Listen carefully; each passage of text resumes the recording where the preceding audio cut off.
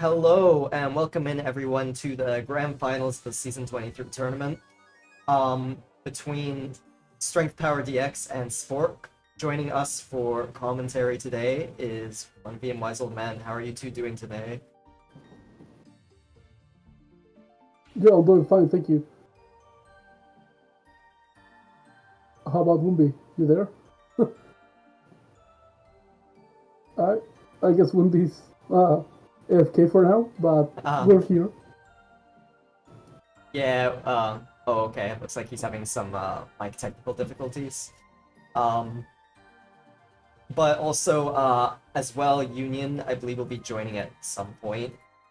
Not 100% sure when, but he will be joining us for comms. And we'll be getting right into the match shortly. Just going to check in on 1V's mic.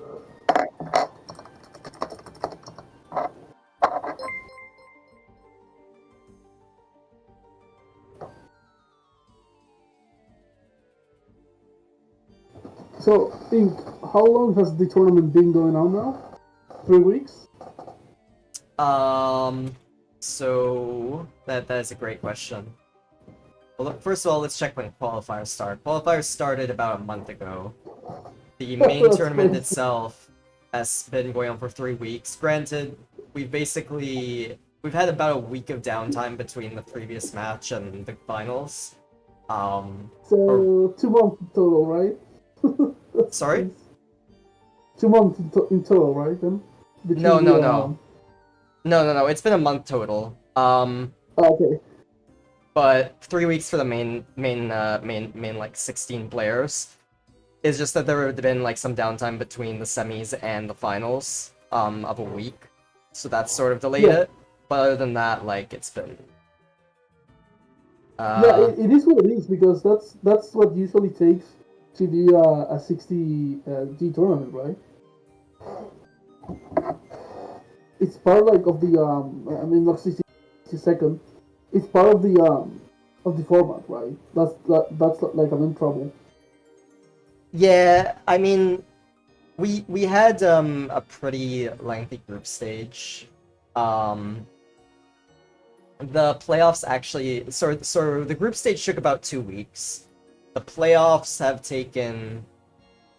Oh no, sorry. Let me check. Yeah, okay, so it's been actually probably about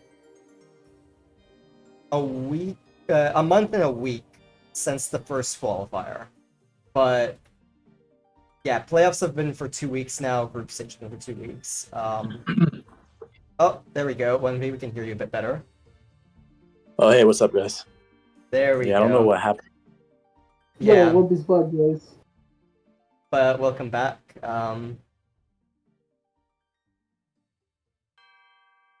So we'll be starting game 1 between DX and Spork momentarily. The two players are in the lobby and ready to go. I'll be letting Wise Old Man 1V take it from here. I have a quick question. Are we gonna watch the game, like through the lobby, or do we watch it through your stream for the delay? I got you here. I just set it up just to make it easier for you. It doesn't matter. I'm on my computer anyways. Oh, you hopped on. All right. But yeah, feel free to use my live thing to avoid delay. Yeah, go ahead, man. What do you expect would be between DX and Spork? I expect basically a full controller matchup, typical 60G type, between the one that controls better the minions.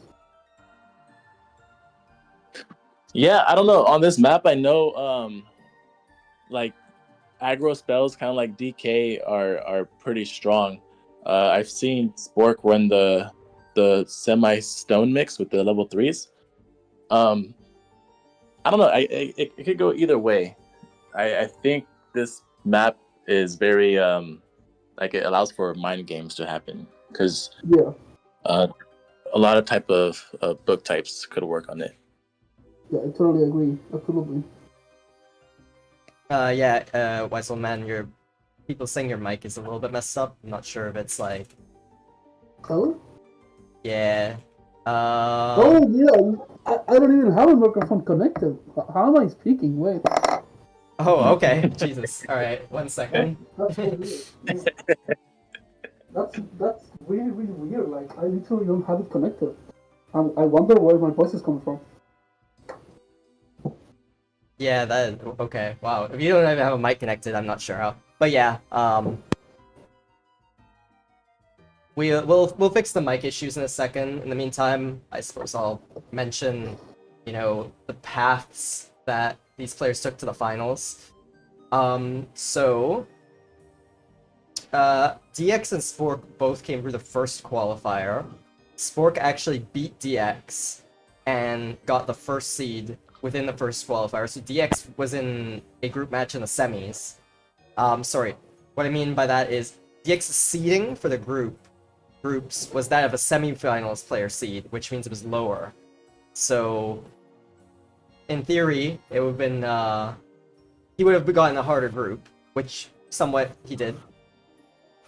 In the group stage, they ended up both together in the same group, and DX beat Spork 2-1.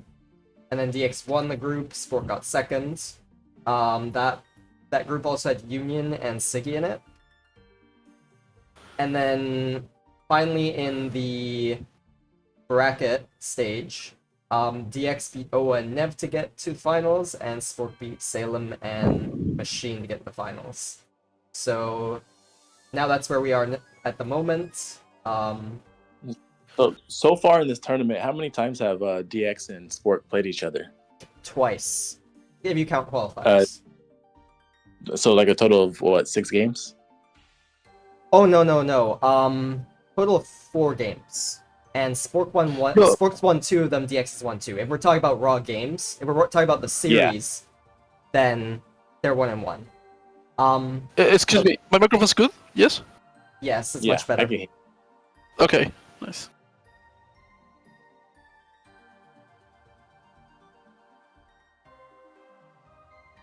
So Sorry to interrupt. Yeah, go on. Yeah.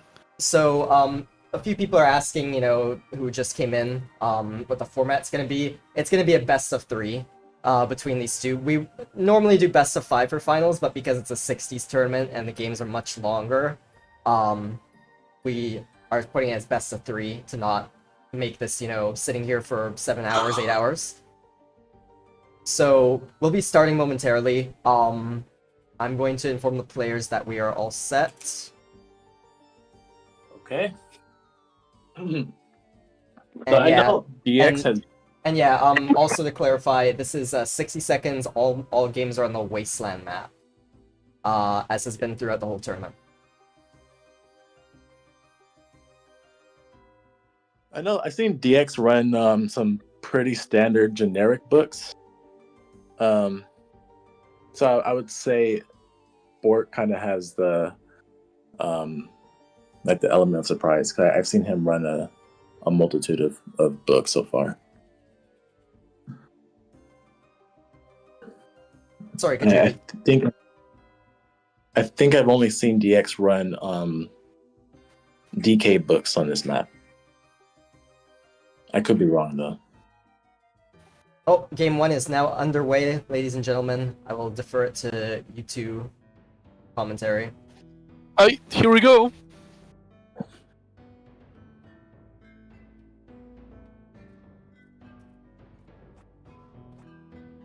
So the ace to the first turn. Apparently he's gonna fly prot maybe? Yeah, he looks like he's going on the side.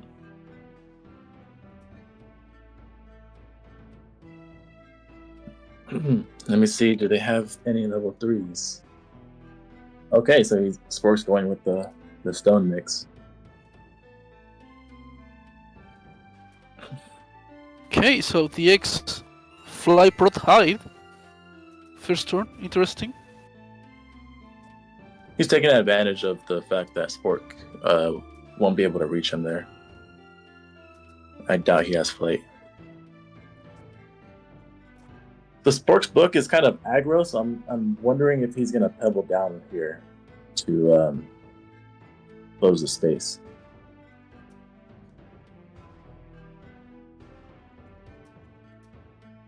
Well, Since once he it had- takes... Oh, sorry, gone. I was saying since he has stone and there's a reset at I believe turn 26. Ideally, you want to get your high damage spells off in the first 20 turns so that you could get them again at turn 26. Absolutely. What these players usually do though is take their time, like they're totally entire time to make a move, right? Okay, so he goes with the dwarf.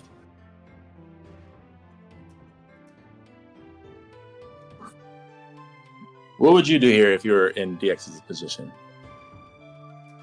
If I were in the X position, like my type of playstyle is aggro, so I would just go and try to kill both the Dwarf and damage Spork. But I know DX doesn't run that type of spells, so maybe I will just try to summon a minion, maybe to even trap Spork somehow.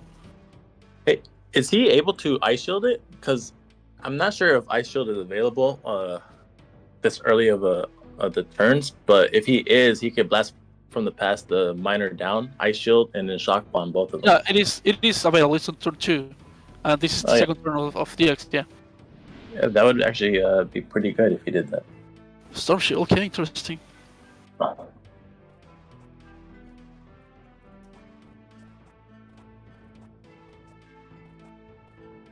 Is he going to do H2O?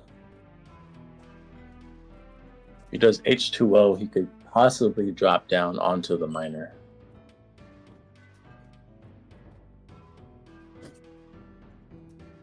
Yeah, but it's still not reachable yet. And the X has flight, so he can easily escape that dwarf. I'm thinking he's going to disruption. Oh wow, that's actually that would be a good disruption angle, but kind of risky, right? Disruption's always risky. You just never know. And if he was just standing on top of the, he's in a sanctuary. Okay, I don't think it reach. I'm not sure. I think it does. Yeah. I'm not sure it reached. Maybe yeah. Oh yeah. Oh, what? See? It doesn't. Oh man. Damn. Yeah. I was saying that, bro. Like I wasn't sure. I know there's. It seemed like it might, but Sanctuary has like so weird. Like on top of the Sanctuary, that's a real weird hitbox. You know. Huh. I thought they changed it where like if any part of the ring would touch you, you lost your shield. No, it's still you need half of your body inside. Huh. That's really bad for Spork because now he's actually stuck. Absolutely, yeah. DX has map control now. Yeah, this is really bad for Spork. Like. Yeah. His best bet, I would say, is I don't know if he has tree, but maybe tree on the top to kind of cut off the map. He has to kind of limit DX's his total control of the map. Because right now, Spork is just restricted to that bottom left, and I think DX carries Pebbles.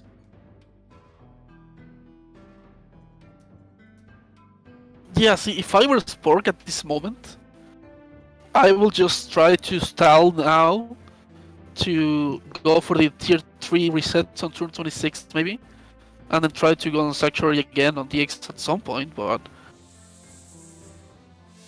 Okay, so he puts it there. He wants to protect it. Is he able to get it out though? I wonder if it can go through on the right side. No, I don't think it. I mean, maybe without hitting Sure. Spork, no, I don't think it's possible to get it out. Oh yeah, wait for below, right? Yeah, right below. From the right side, yeah. Yeah, right side for yeah, it should. Okay, he's going for the dwarf. He's gonna steal it. Oh, he's trapped. Okay, nice, damn. Yeah, I would say this is looking very grim for Spork. Yeah, that early error really it's gonna cost him to recover. Yeah, unfortunate that the sanctuary didn't reach him. Man, very, very unfortunate. It would be a completely different game had the actually deflighted DX. Absolutely, absolutely. See, this is the type of things we usually talk about in this type of games. One error, it's gonna lead you to lose the entire game. It might, Yeah, it only might, but it's possible. The odds of you losing the game when you do one mistaken turn, it's really big, right? exactly. Especially on a map like this where you don't have flight, so you don't have that mobility, and the other person does. The early game is very critical. Yeah, I obviously hindsight's 2020, but I think he shouldn't have gave up top control. I think he should have stayed on top. Yeah, but let's see what he's gonna do now. Wait, I didn't know myths could work on water though. Oh yeah, they can. That's crazy. I didn't know that. Why? Why can myths walk on No. water though? No clue. That's weird.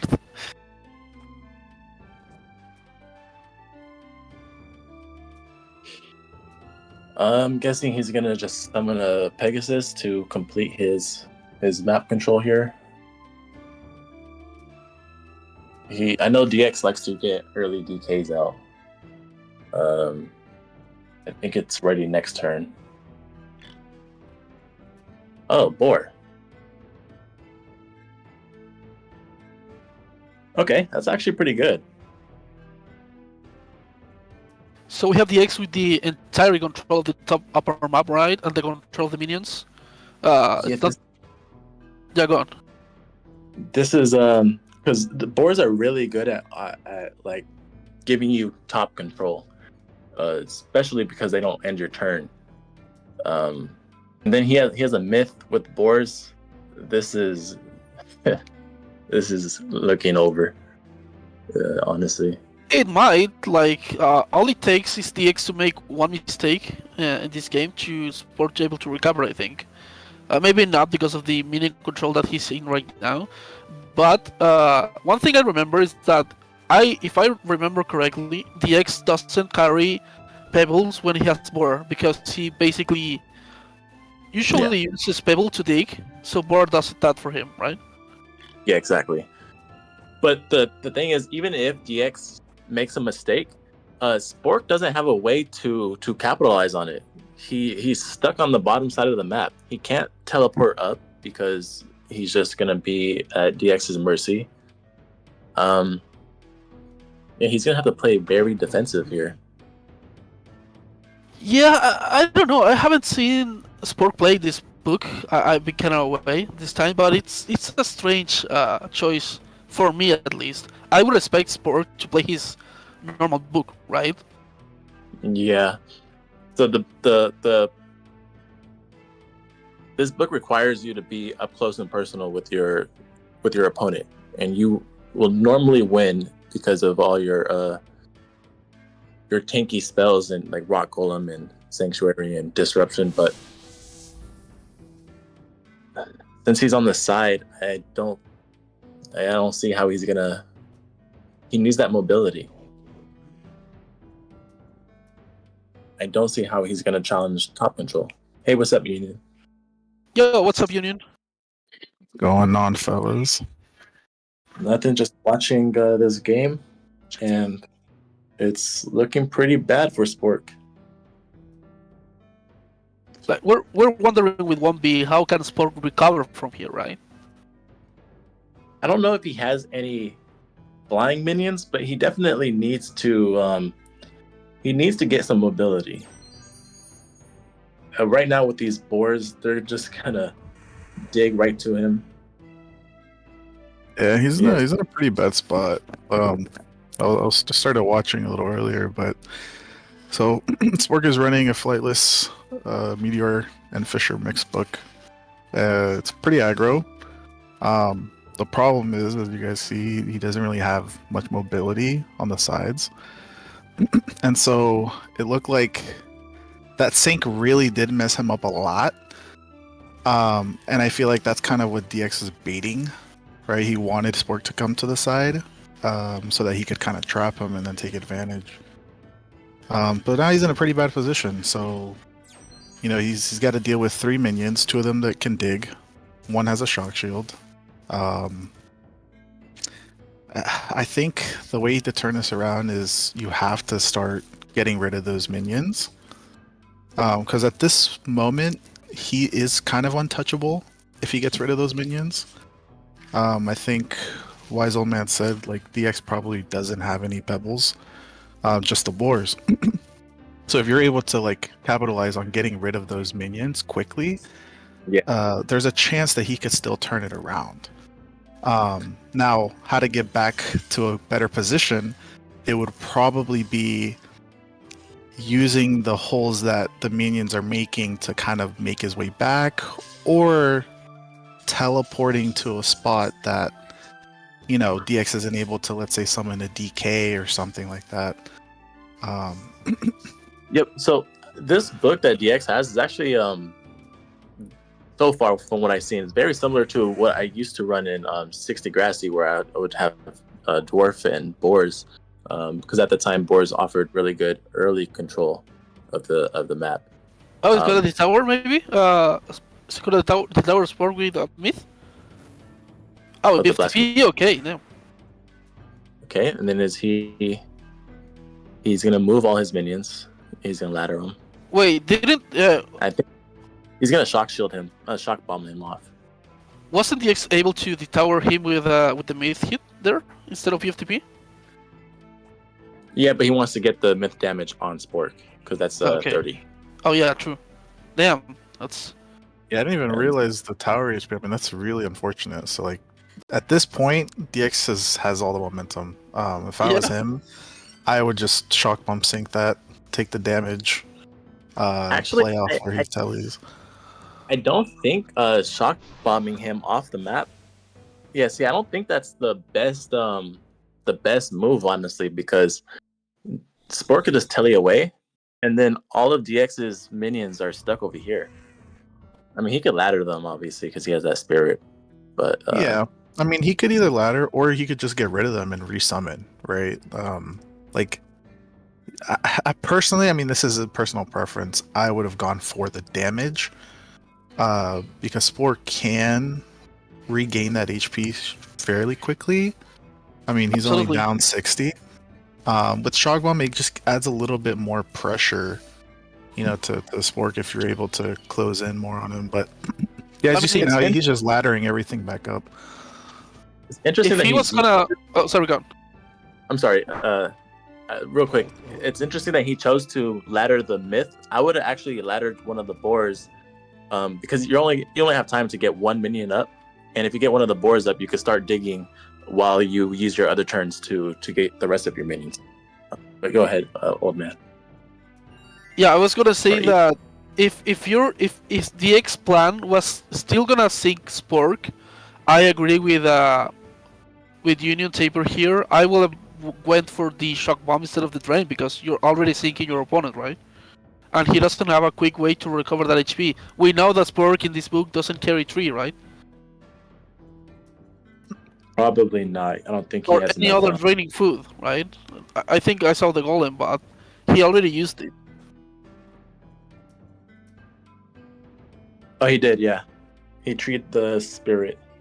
It's a slow recovery if you shock bomb him, right? But He also- now, For drain food, he also has man trap since he has sanctuary. oh right, true.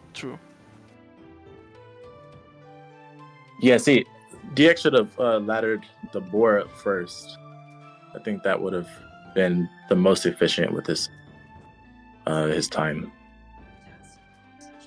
Because while he's doing this, if he had the boar up, it would have already been digging. So now he has to jump over there as quick as he can.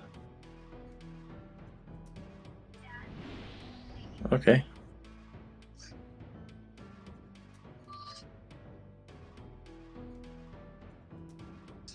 Yeah, it's gonna be very tough for Spork to come back. I mean, his saving grace would be if he's able to pull off a sanctuary on DX to get rid of his shields and his mobility with flight.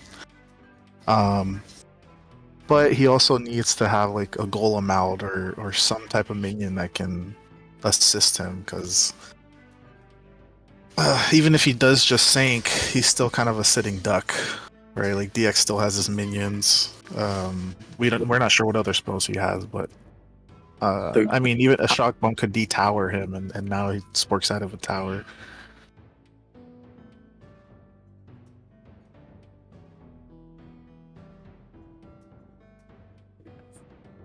I wonder if he's gonna summon a man trap or a swarm. That's really all he can do. Okay.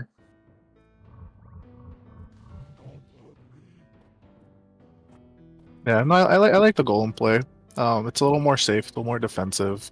He knows that DX is preparing to start digging towards him, so the golem is a very tanky minion that will not only be able to take damage, but it'll be able to utilize Spork's spells like Mud Ball. Perhaps if he has like that Pebble Throw, Rock Throw, whatever it's called, he could use that as well.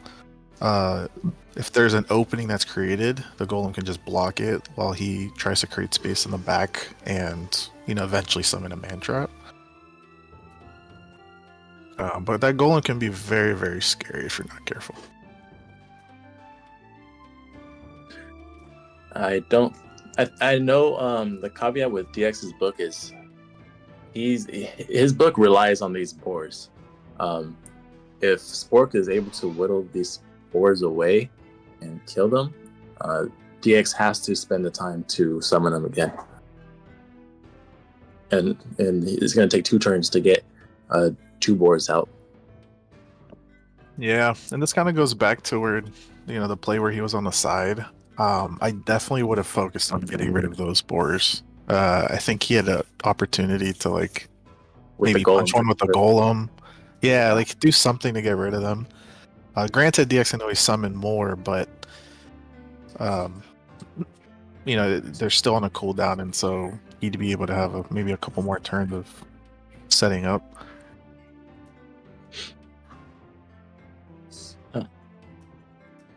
Another caveat with DX's book is because has boars and is he's so dependent on them. It requires him to have top control.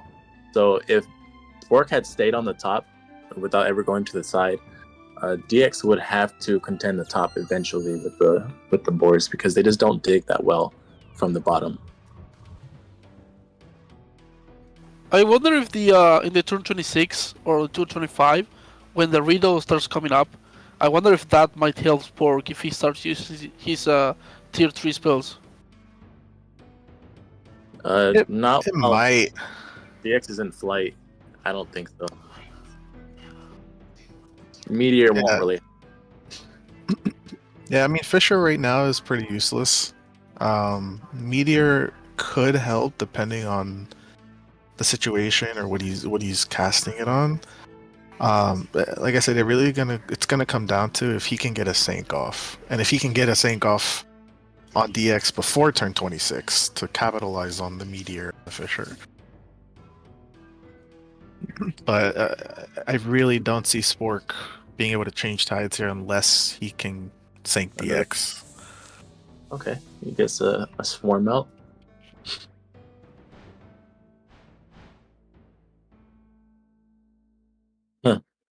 I mean, yeah, he definitely needs to kill the boars. I think the boars are the biggest threat to Spork.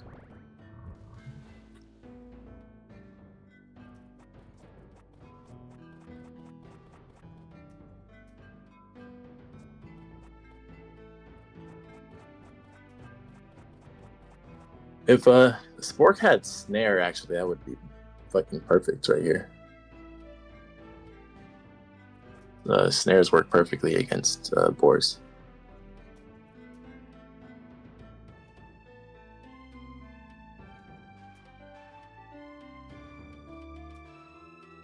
It could. You do have to keep in mind though, if the off chance he does have snare, I believe now if you walk over your own snare, it actually pops it. Oh, So right. he would have to position it in a way where it's not like he's not touching the snare, Right. and Forgot put the about snare where it can hit the boar. But yeah, he's also working with very limited space. And I don't even know if he has flash. Spork? Yeah. I believe he I'm- does. I think he flashed that bottom side. No, Wait, he's somewhere. staying buried over there. Oh, right. Yeah, no, he probably doesn't have flash then. He doesn't have. I hope he has totem. He needs some way to create space. See, like his book is extremely dependent on him being on top control. If he's ever in a position like this, he just doesn't have the tools to recover.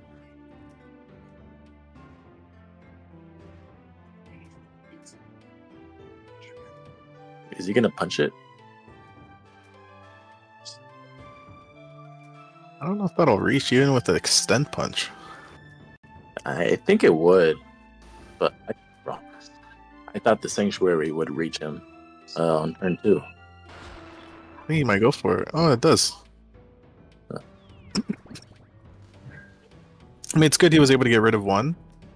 The problem now is there's still an opening, and he has passive damage, so he's able to just bring down the myth in and out, do 30 damage each turn. Slowly make his way down there.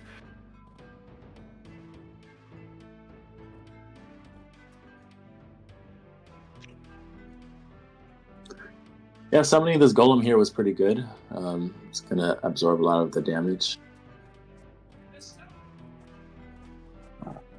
Yeah, it definitely helps. The other thing too is there's actually a static bomb or ball that landed Yeah. right in that hole, so it does give him a little bit of breathing room.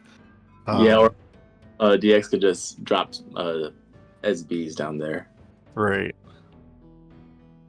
And honestly, it would benefit him if he just got all of his SBs before the reset on turn 26.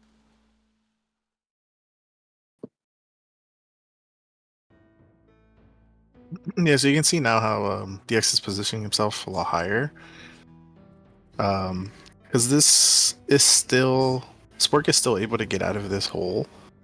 And DX I think was in a sinkable position, but as you saw there, he moved into open area higher up, fielded up, so he knows that he needs to keep his distance. Because, like I said, he's pretty much got this in the bag. It's gonna be a long-term game, but he pretty much has this unless Spork can get a sink off.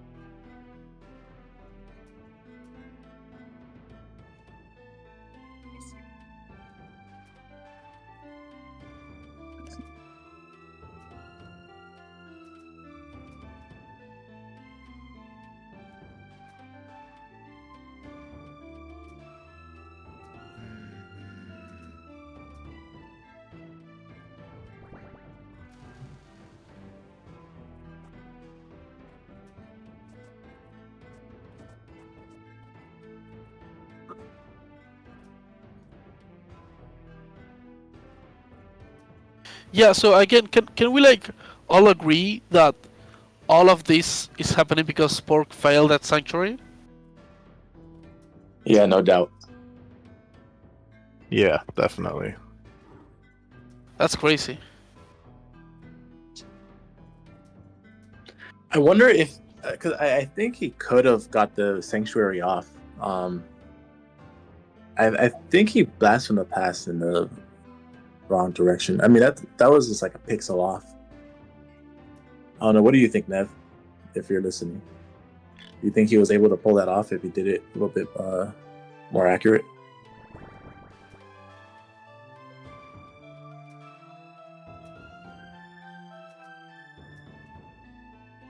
And Nev says, yeah, he could have.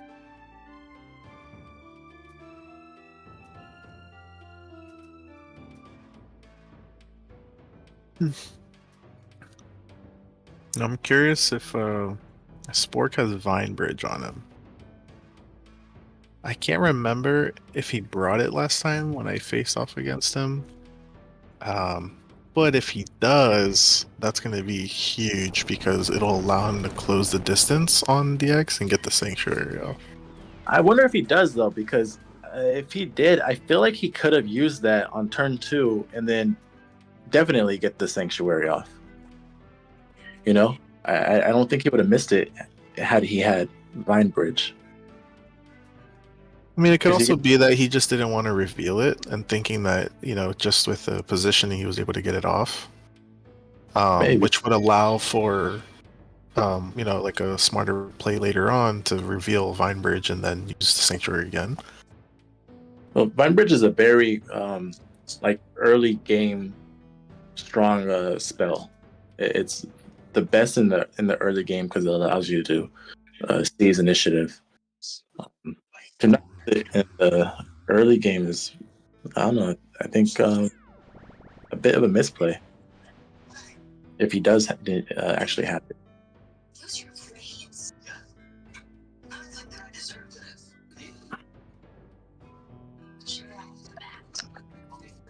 Yeah, We can hear your TV Union.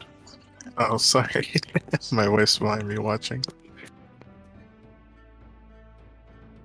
This is looking bad. I'm thinking Spork should just tree above him to block the gap. I'm sorry, I missed it. Where did all these little pebbles come from? Does DX have pebbles? No, Spork casted a meteor. Oh, really? On himself? I think it was, It on, was the, on the minions. minions. Yeah.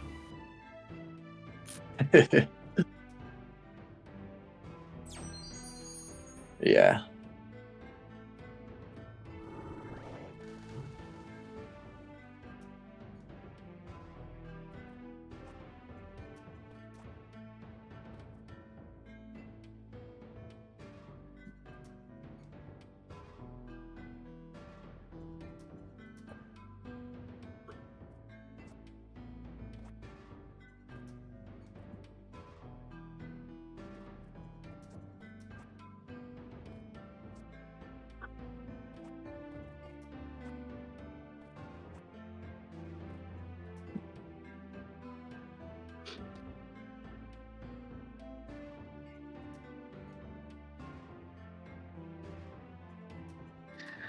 I mean, I feel like we're gonna see at least a few more turns of DX setting up. From what I've seen or how I've seen DX play is he needs to be 100% set up before he moves in to an aggro playstyle. If it were me, I would just start shock bombing, draining with the DK. Just being more aggressive. But you're gonna see DX wanting to shock shield, get 150 prots, get his minions up on HP before he finally makes a move. Yeah, I would definitely start throwing some shock bombs in there. Especially because you get them reset. But each turn I would just shock bomb. Yeah, and it also buys Spork a little bit more time. Like right now, I would probably drain, kill the boar, gain a little bit of HP from your man trap. You still have the golem at the top. You have the tree to close off some of the opening, create more terrain. Now DX has no boars. It's gonna force another turn if he decides to summon. So I feel like he has to be a little bit careful on how long it's gonna take him to set up and start being aggro, because you're just buying Spork more time for, just stalling it out and waiting for turn 26. Yeah, if DX had pebbles or something, I think he would secure this game because basically he would have to neutralize these other hiding spots in the map. With Boar being his only digging spell, it's going to be kind of hard to do that.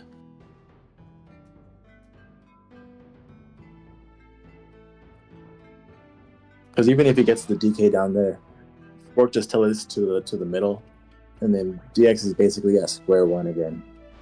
He would have to summon boars to get to him.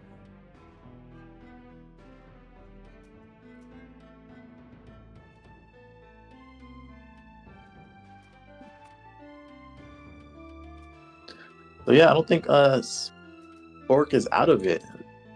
Sort of fortunate for him that DX chose this book to bring boars instead of pebbles.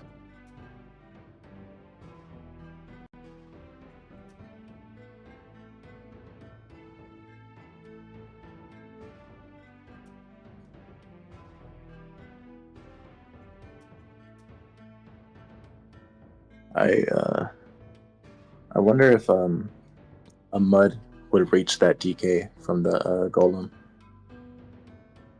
Yeah, I mean, at this stage of the game, it really.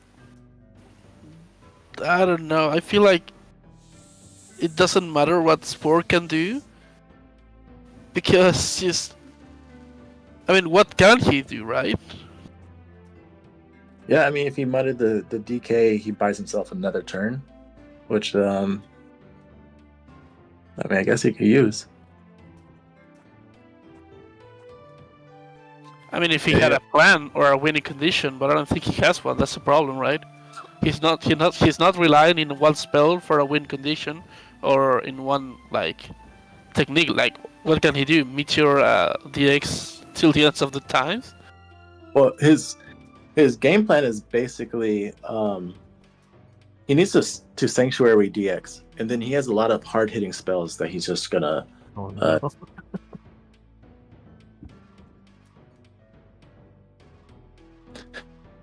But yep, DX is playing a bit overly cautious here. Somewhat costing him his win. Okay, now things are gonna get interesting. Okay, so now do you just MB suicide on that thing? That's what I'm thinking. But I would want to like move my swarm.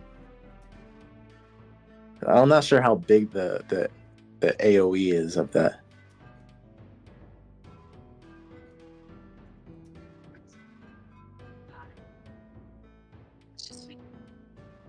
Yeah, I think I would go for the suicide on it.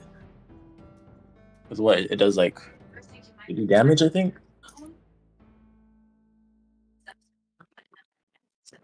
Yeah, I would definitely mega suicide.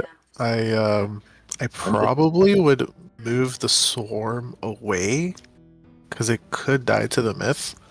Yeah, but he has nowhere to put it. I mean, he could put it underneath, I guess.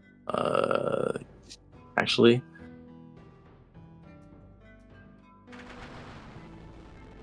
Okay. Oh shit! Oh, interesting. I'm pretty sure the DK is still free.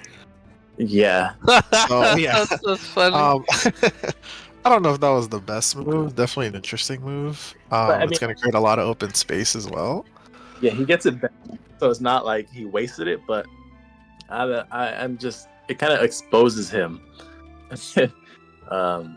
Yeah, I definitely would have just gone for the Mega Boulder stuff, which would have forced DX to retract the DK, or just force him to play it differently. But now it's, I mean, he has the DK still at 130 HP. It's in a safe position. Spork is just opening up the doorway for DX to come through and then I'm start doing curious some damage.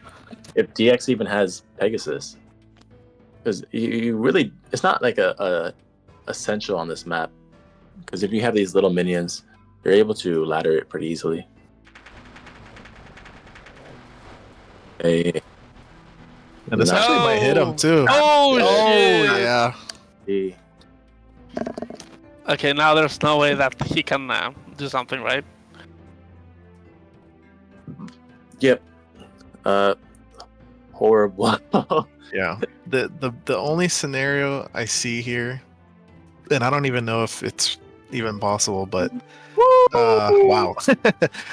Is he if he's able to ladder himself fast enough near DX, blast from the past that bore off, and maybe Sanctuary.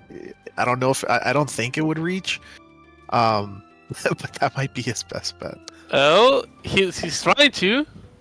So I think his best bet is if he like plays in He a needs to safe go. spot Go. and then disruption and trap both the DK and the myth. that could work. But I mean, honestly, with Shock Shield and Shock Bomb coming up next, yeah. Oh, he's Okay, nice. Yeah. that's game. Yep, GG. Yeah, it.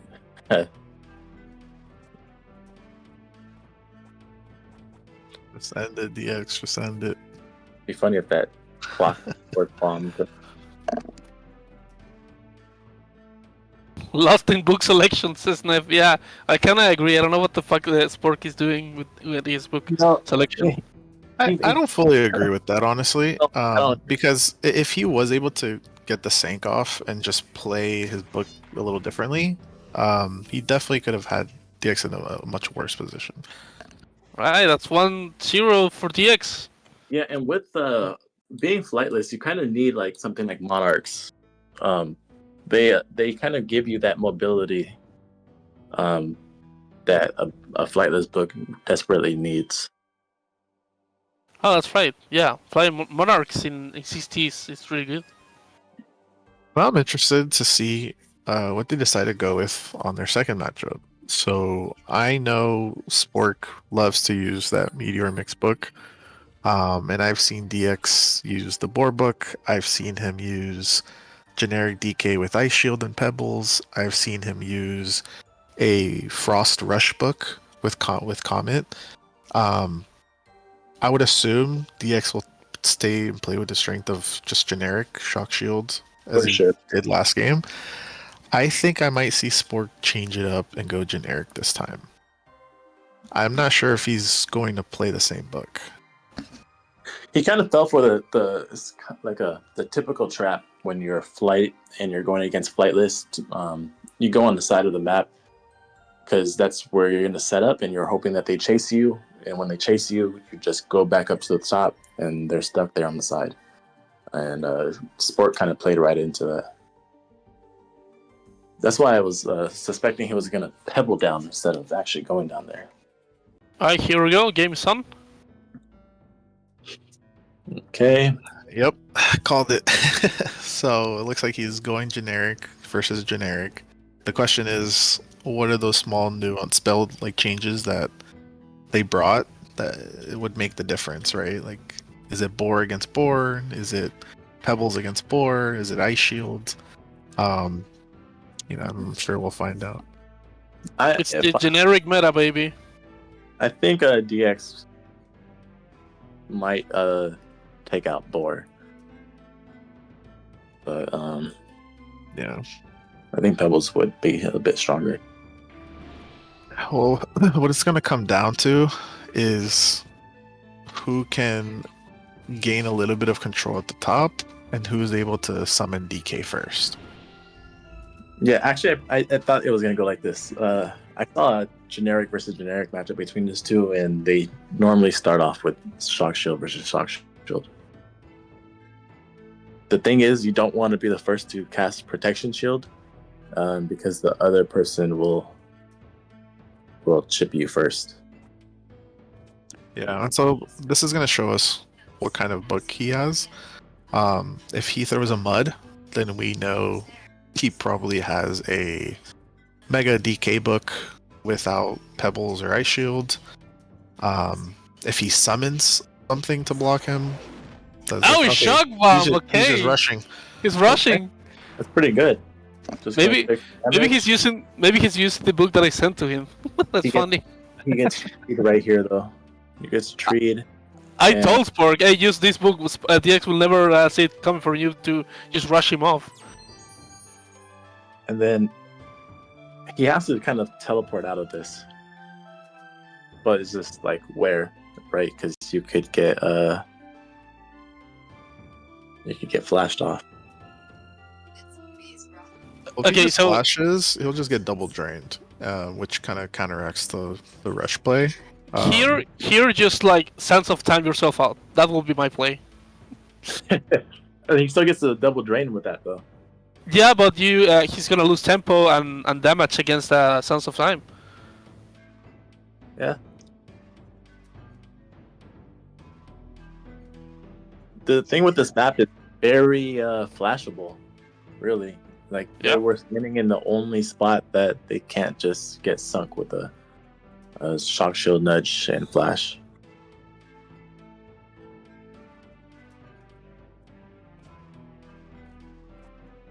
Like here, I mean, it's risky.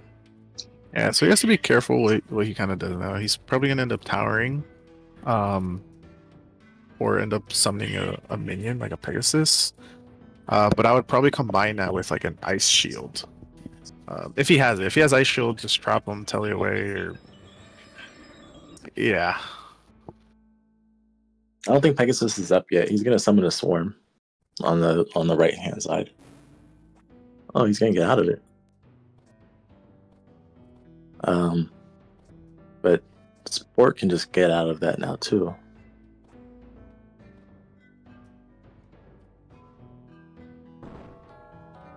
Yeah, I don't really like those kind of plays because you waste an ice shield yourself, you waste a blast from the past, and your opponent wastes a blast from the past too. So it's this kind of like a net zero.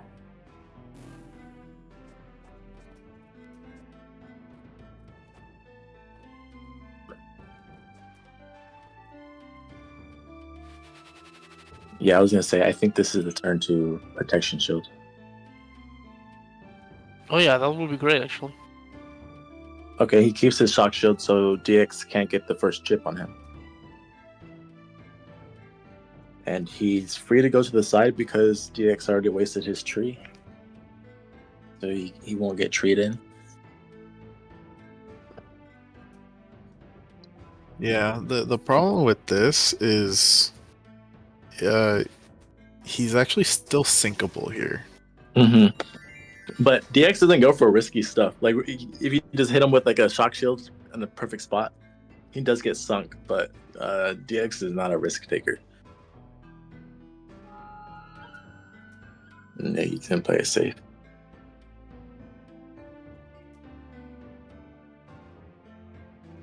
So here, this is going into the generic map control kind of game. Does he ice shield, trap the peg with his own peg?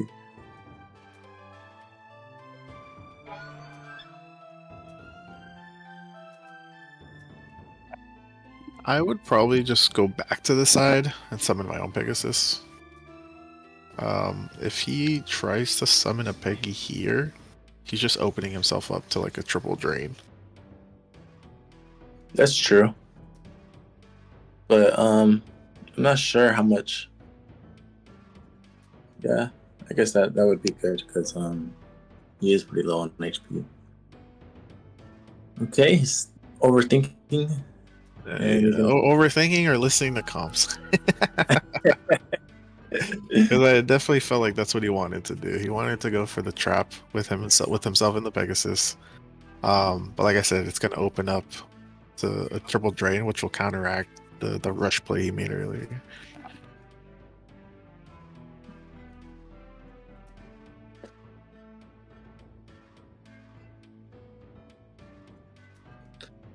So, shock shield lasts what, 5 turns?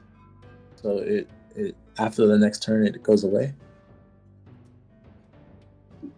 4 or 5, but I think after this turn it goes away. So on the 5th turn.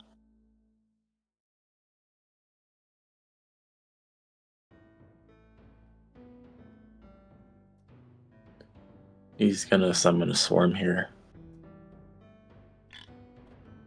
Oh, okay, boar. Interesting choice. Yeah,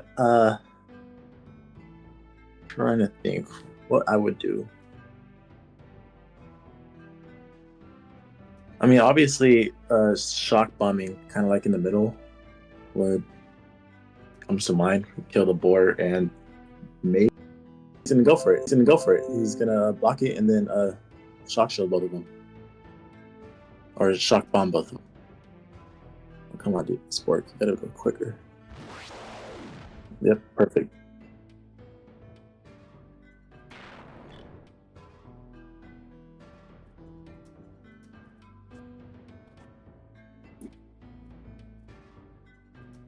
Okay, so this game's moving pretty quick. It's 2-6, right? And I don't know who has the advantage, to be honest. I will take Spork, right? Yeah. Oh, I don't know if that was good. I mean, you can Okay. still get out. Okay. Yeah, that's what he wanted to do. Yeah, I'm. Yeah. I said Spork- earlier, like it was an interesting choice. He summoned Boar, because like you said, like that shock bomb play was. I kind of saw that. I was hoping that he actually casted a swarm in the hole between the two cogs next to him, where shock bomb wouldn't have taken both out. See, if you put yeah.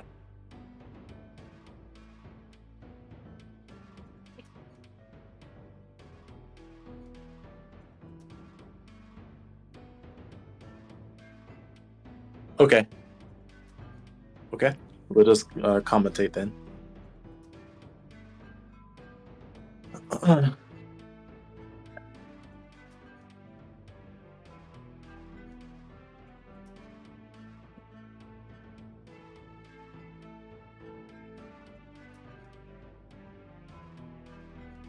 So, taking stock of the position, DX blocked off half of the map. Spork has control of the other side of the map, and DX's peg is blocking his way.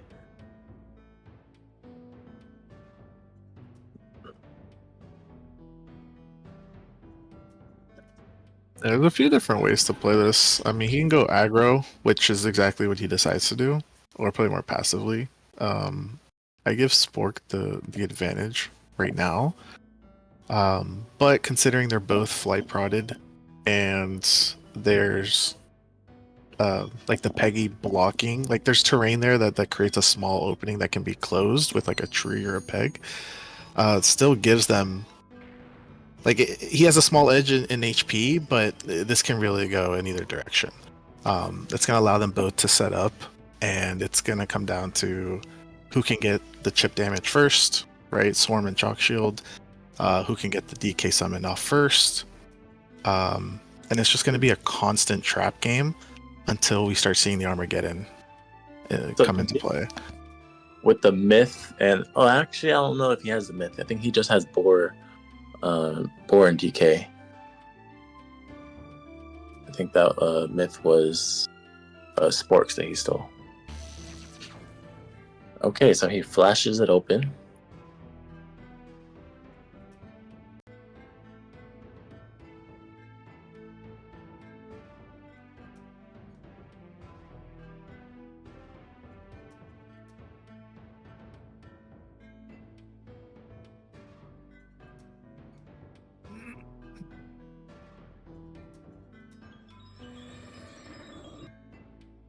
Yeah, DX is just gonna play for some more control, start setting up on his side of the map. He can't afford to engage with Spork, not being like 55 HP down.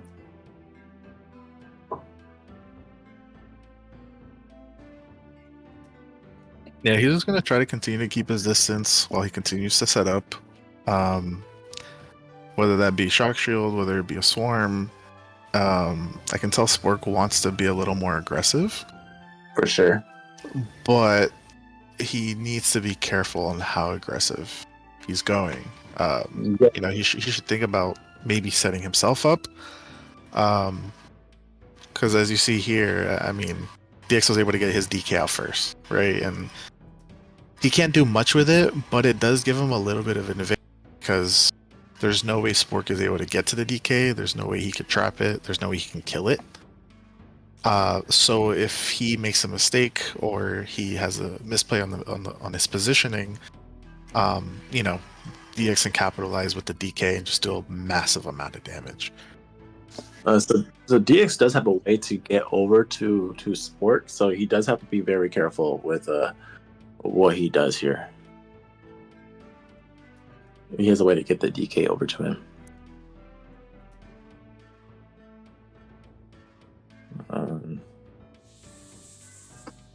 Okay. He sets up in the way to protect against Skyray, but I don't think that's necessary. Even if he did have Skyray, the way he set up wouldn't protect the swarm.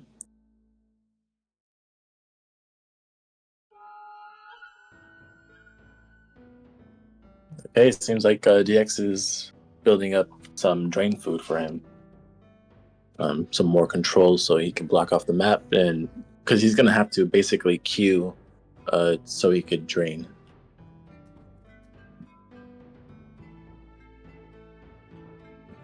Yeah, Spork is being very, very aggressive. I mean, we'll see how it plays out. Maybe he has a spell up his sleeve that he's saving that he hasn't exposed yet.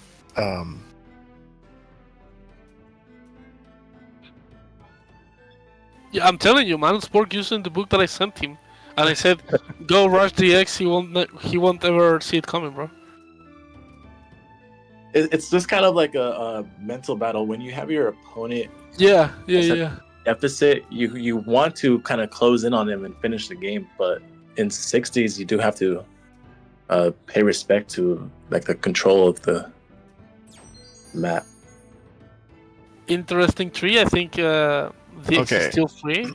So I'm not gonna say anything, and I think 1v knows what I'm talking about. But Yeah, there definitely is Yeah. a way that I see it DX too. could end this game right now. Yeah, I see it too. to say it could be very dangerous. It's very risky. It has to be pretty much pixel perfect. I will 100% take that risk. Like Yeah, compared to what he has to win versus lose. yeah, this could be game. I don't even think it has to be pixel perfect. I think he just has to do it.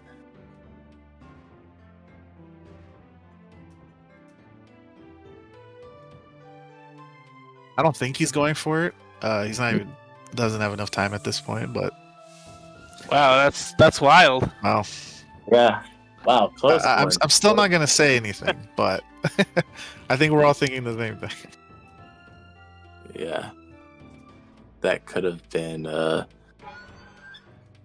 kind of a reiteration of DX versus Nev.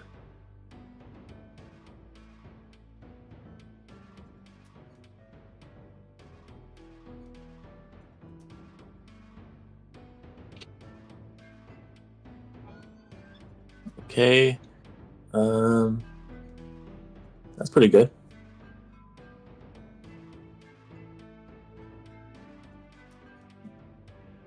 So, like the good thing, I think Spork has a bit of an advantage here, because DX's space is a bit more cramped than Spork's is. So if he just over time keeps spamming tree, they would be a lot more effective against him, against DX doing it against Spork.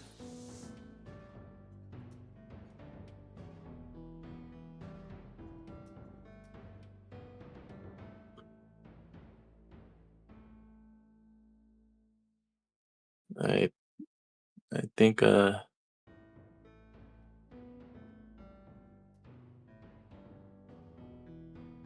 is he? I think DX. Yeah, Is this is it? gonna go back to more setting up at this point. So, like, you're gonna ask yourself, well, why did he blast from the past? He's gonna drink. Yeah, he's just gonna drain, create an undead Pegasus. Just more of the, again, setting up. That's what it's gonna come down to. Spork has his DK out, so both players have to be careful in how they go about this. Yeah. So But- Go ahead. I don't want to say it because what Ink said. I actually would prefer if we had put on a delay,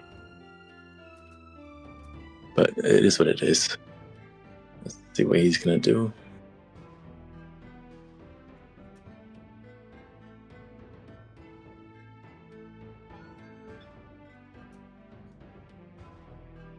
Yeah, so taking this peg here, I don't think is advantageous to Spork because it's going to be trapped. I'm not sure he's going for it. I mean, he might be thinking about how can he get rid of, the other minions. Ooh, close. Bit shaky again.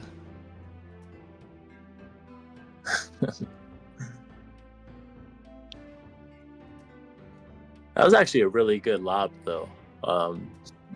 Honestly, almost pixel perfect, really. Like on the very right side of the peg is where it landed, so it chipped the swarm as well. So now it will die to just one tick of his own swarm. No, it was very, very, very good lob. A risky play, but I know that Spork is good enough to make those kind of shots. Yeah, very risky play because DX could go for a very damaging attack right now. I think he wants to trap him there. He's not gonna be trapped. He can jump. Yeah, I don't think either he doesn't see it or he just isn't thinking in an aggressive type of way. As you said, like DX is very passive, likes to set up a lot. Takes things slow and prolongs things. I think what's going through his mind is, what they're trying to do is focus on the peg in the middle. So as you saw, Spork was basically setting himself up to get that Pegasus.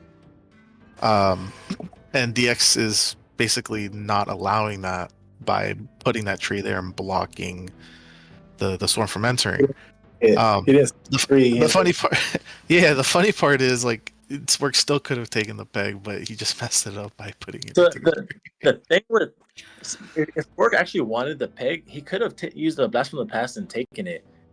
Blast from the past aren't as like limited in this map because they get reset like around mid game. So it would actually be worth to just waste a blast from the past and steal the peg in one go, because now you have trouble here.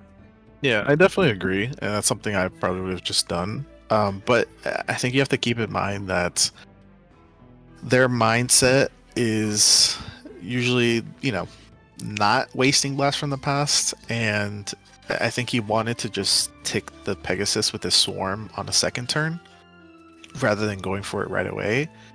But in this kind of map, like it makes 100% like certainly like you should just waste your blast from the past because they're just gonna come back later on.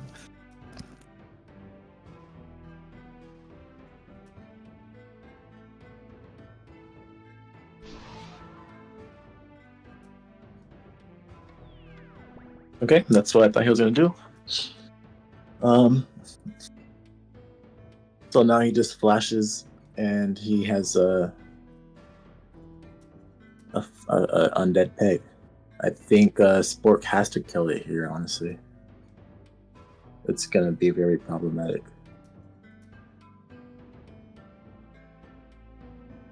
Because if he doesn't kill it here, then he'll never kill it. I mean, he's in a pretty good position. Actually, not the best. I thought that he was able to go through that, and he had many opportunities to make different plays. But he doesn't necessarily have to kill the peg. I think there's a different focus that he should be focusing on that I won't say. But it requires not being so aggressive and more thinking long term. Which is what DX is kind of doing right now. Yeah, I think Bork needs to put his I don't want to say it. Bork needs to start setting up his own minions to match DX's, basically. I'll say it like that. And this is like one of the things I enjoy about generic. I know a lot of people disagree. It's the same thing, and it's boring and it's long. But I look at it more as like a game of chess where you have the ability to match your opponent in moves, but it comes down to like these little nuances, these little moves, these little micros, these little decisions that basically will like change the course of the game, right? Like where you ice shield, when you decide to ice shield, do you decide to gain HP or do you decide to set up? And it kind of shows you like how high the ceiling is in terms of skill that you can have with generic. Yeah, I think this game kind of showtails Spork not being as like 60s not being his main cup of tea, because he's not being as resourceful as someone that's more of an avid 60Ger would be.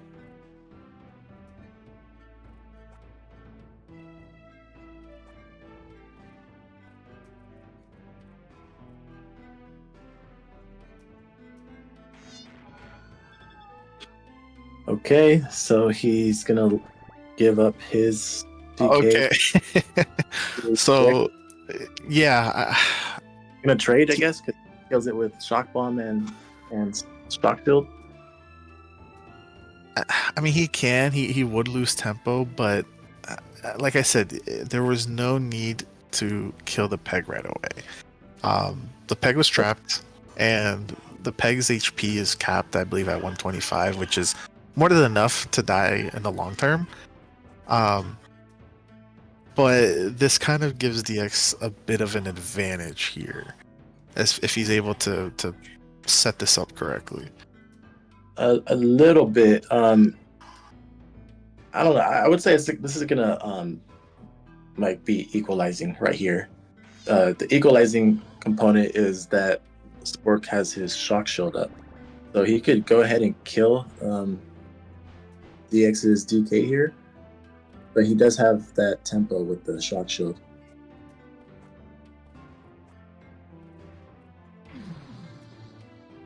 Never suggesting to do something else, which I don't think he.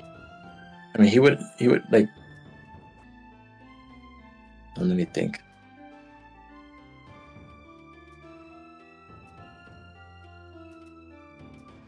I guess you want to take advantage of the DK not having mobility, so it's kind of somewhat useless. It's just dangerous to be around. You didn't steal it? No way. I don't know if that hits, honestly. Wait, if he blasts in the pass on the left side, I think it would move a little bit into. He has to do it perfectly though. You had to blast in the pass. It has no space. It's not gonna go. Might have a pixel or two. No, yeah. Yeah, you needed to blast in the pass to the left side, so that it has some room to bump. Yeah, could've to be worked. knocked out to the side. Yeah.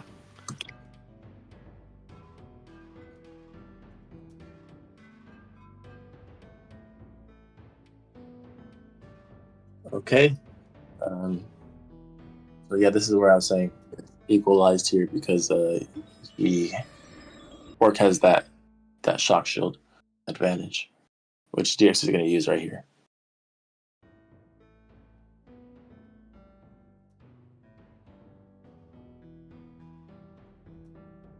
See, during this whole time, if Spork was setting up his own undead Pegasus using the acid rain to wear down its HP, he would be in a much better position.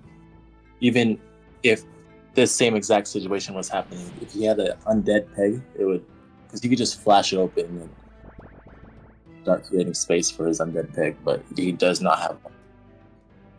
So now he has to. He really just has no tempo.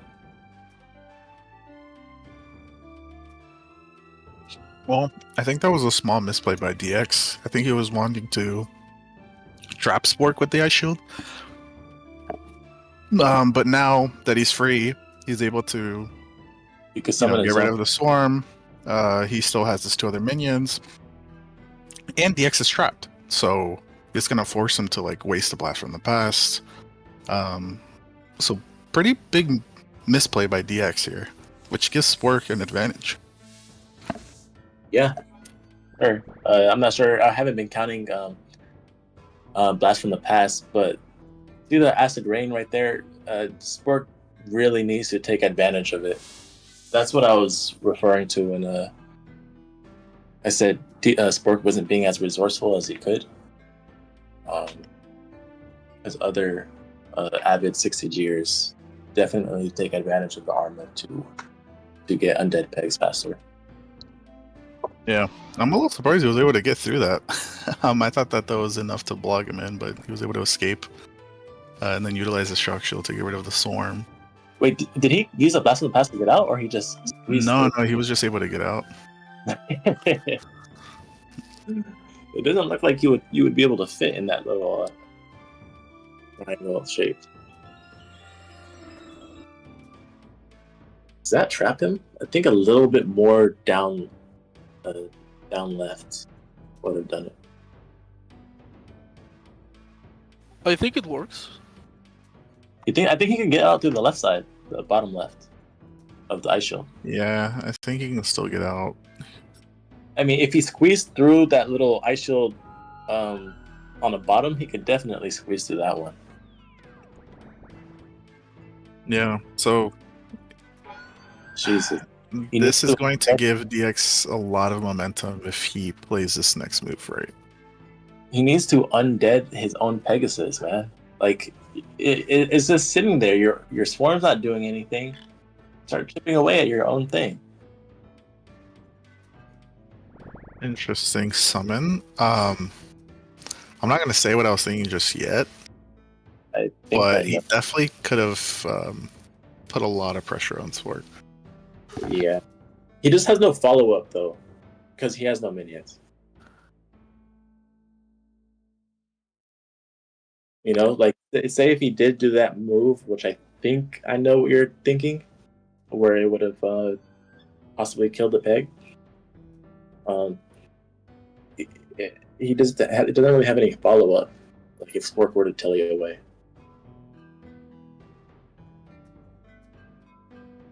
Yeah. There's a way Spork could take advantage or have the boar use the boar against itself.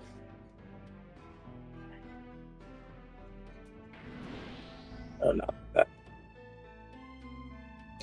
So yeah, the idea is to kind of go closer to the board. So obviously it goes towards you, but go up and cast Shock Shield. So when the board touches you, it gets stunned and basically paralyzes it.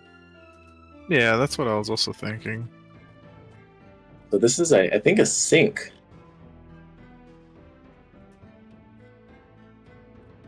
Yeah, if you position right on that side. Well, he could sink. I'll say that. Well, let's see what he decides to do first. But there might be a stronger move. I don't think sinking benefits it. Oh no! Oh no! Oh wow! Guys, clip it, guys. Try clip it. No, I'm just kidding.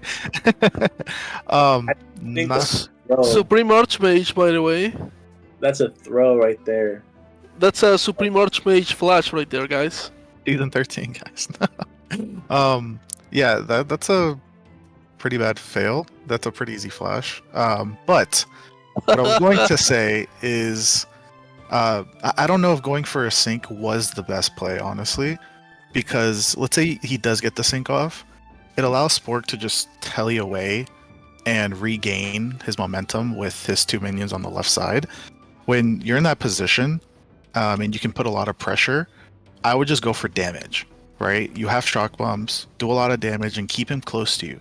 Make him waste his teleport, make him move away from you. Because when you sync him, you basically give him the out from that aggressive state that you had that you were in. And on top of that, he ended up failing it, so you kind of give Spork a little bit of recovery here.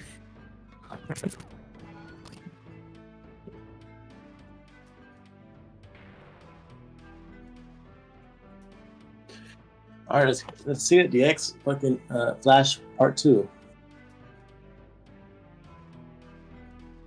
DX is actually kind of Actually, I wonder if Flash. If he flashes, he teleports in, then he could steal his Pegasus. I think it would actually be good for him. Obviously, depending on where Spork tellies, but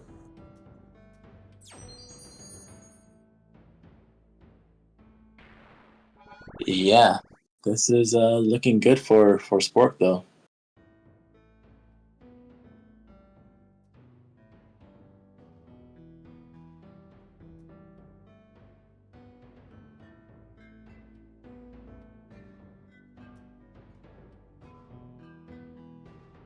Yeah, I agree with Nev. Because right now that it's a liability.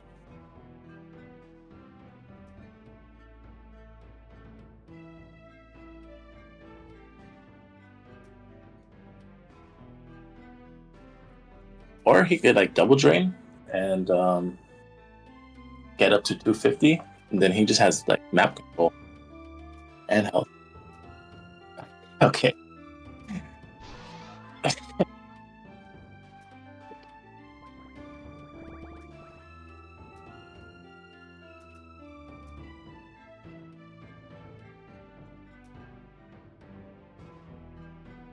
Yeah,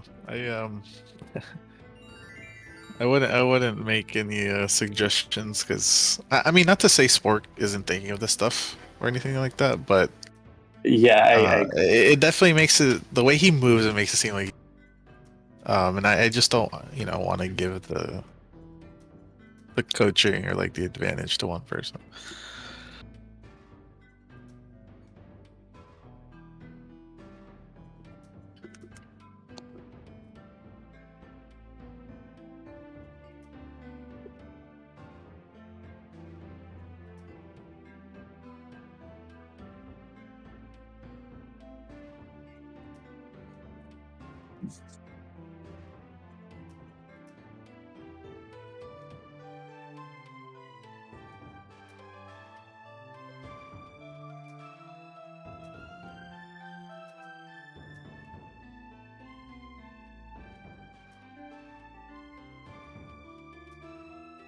there's um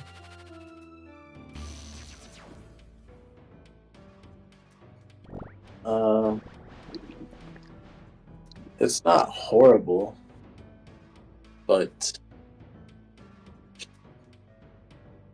I guess it's not horrible. So now that we're this far in, can we talk about the move we were thinking of earlier with the DK to end the game? Man. He could have. I think Order we're off- all thinking the same thing, right? Like you have protection shield, you jump over to destroy that top of the cloud, which gives you enough room to just jump DK over and kill off Spork. and Spork was like in a perfect position. DK could be underneath him and just charge directly up. It would have done like 200 damage to him. I really don't know why DX didn't do that. To be honest, like you didn't have any risk factor to screw that up, right? He really didn't actually. Yeah, because Spork would have been at like what 180 HP, maybe less. I don't remember exactly what HP he was at. I think he was at 170 plus 50 protection shield. So Yeah, I mean, it definitely would have killed. and I don't even know if he had his own DK up at that time. I think he only had a Swarm and Pegasus up, so there really was no risk. Man. Yeah, I don't know if he just didn't see it or if he did and thought that, there wasn't a way for him to do it. I mean, you would have to like jump at the very far right, which would give you a second jump on the cloud to open it up more. Maybe he just thought that the jump wouldn't work. I mean, I'm not sure, but that play definitely would have sealed this game a lot earlier. Yeah, Spork is not playing this position to his advantage.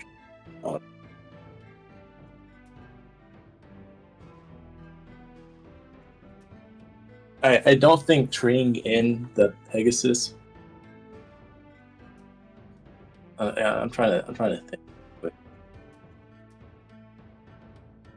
I don't know how useful that move was. Whereas it does give DX. I was gonna say it does give him an advantage, although I think he might have missed this. No, he didn't. Yeah.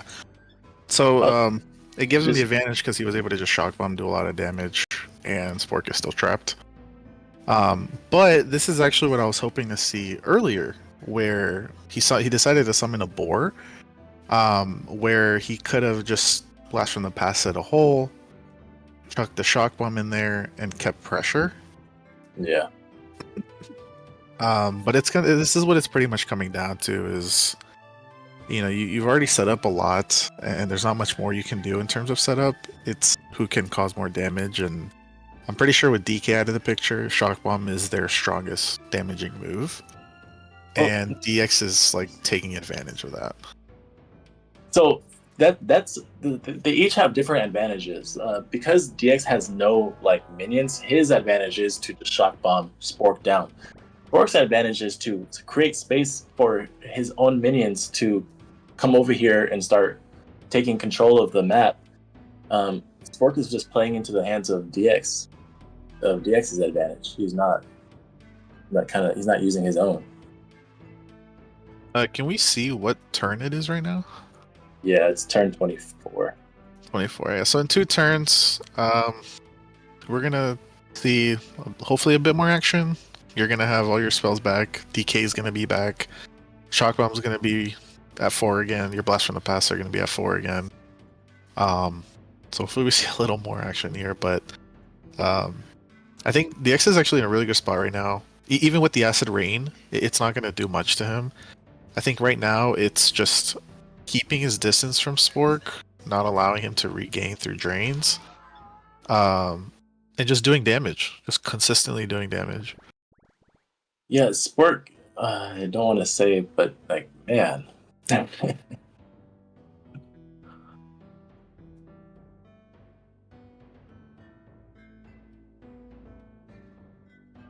Yeah, Spork is not on top of his game, to be honest. I think the swarm could reach DX, but not through this way.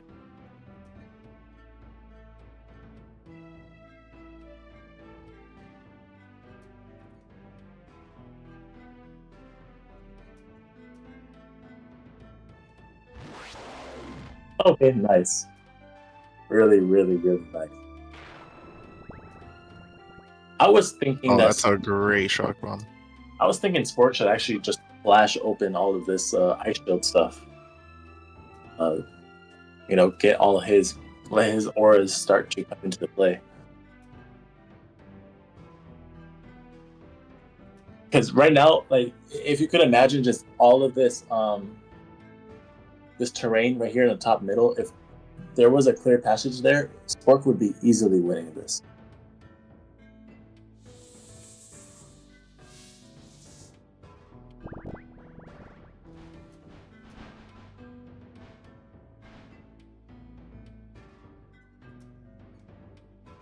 Yeah, I think this is the moment where he should move in that direction. Yeah.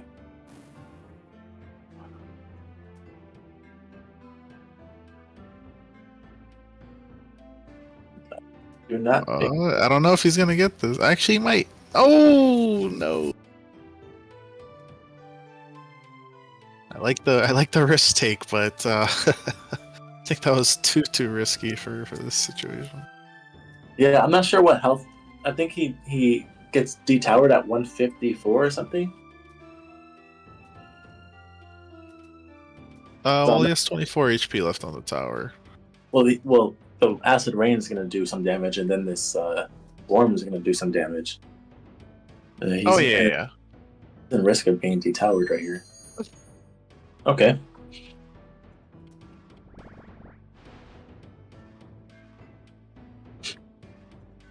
Okay, so I think Spork is just biding his time and letting the armor get rid of this terrain. Yeah, he's still in a good position. Obviously much lower health, but that's okay. He doesn't need full health to still pull off a win here.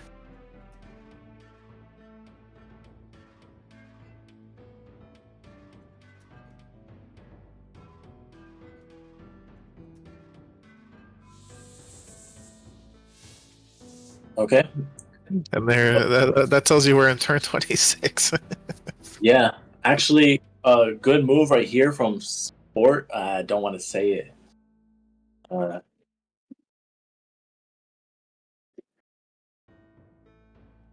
I think that would be a really good move.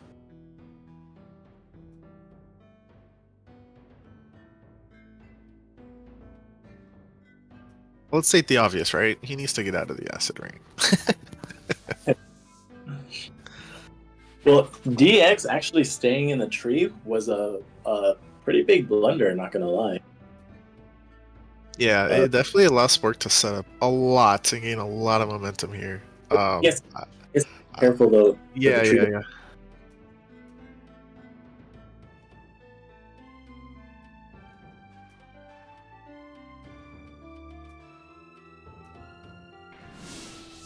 Why is his swarm in his swarm? Interesting. The- Yeah, the that. swarm- Go oh ahead, my- go ahead. The swarm was gonna chip the tree anyways. Yeah, I think there might be a bit of I want to say maybe nerves. He played that almost perfectly.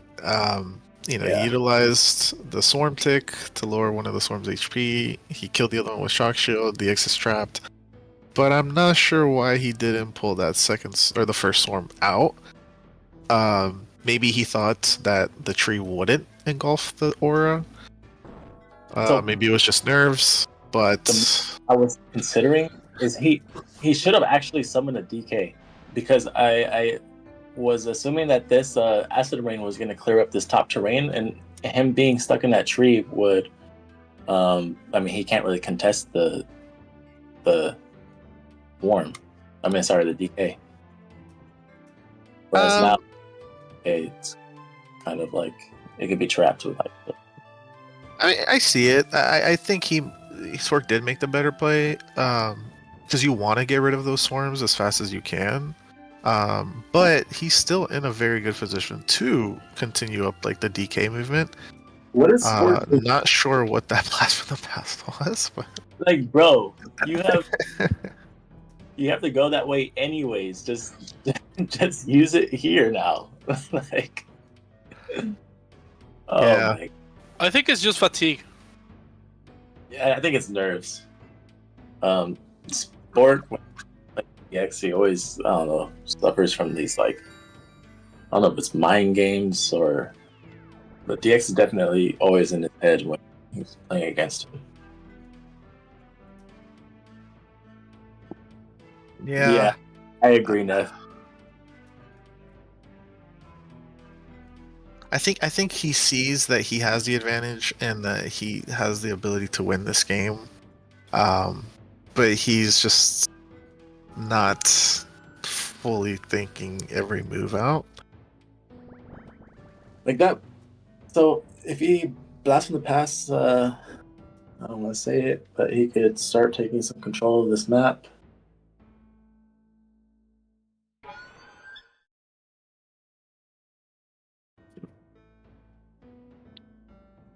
Honestly, getting another one of those things would probably be a really good move as well.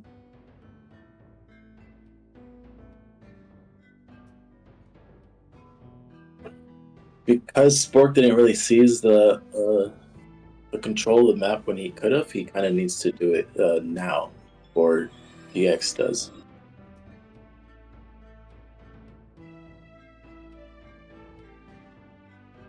Okay, that was good. I would put the Pegasus.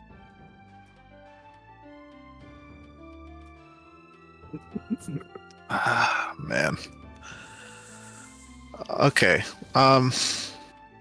So these are my thoughts. Summoning Swarm is like it's a safe play, right? I don't think it was the best play though. Right now he's in a very great position. He has the protection shield.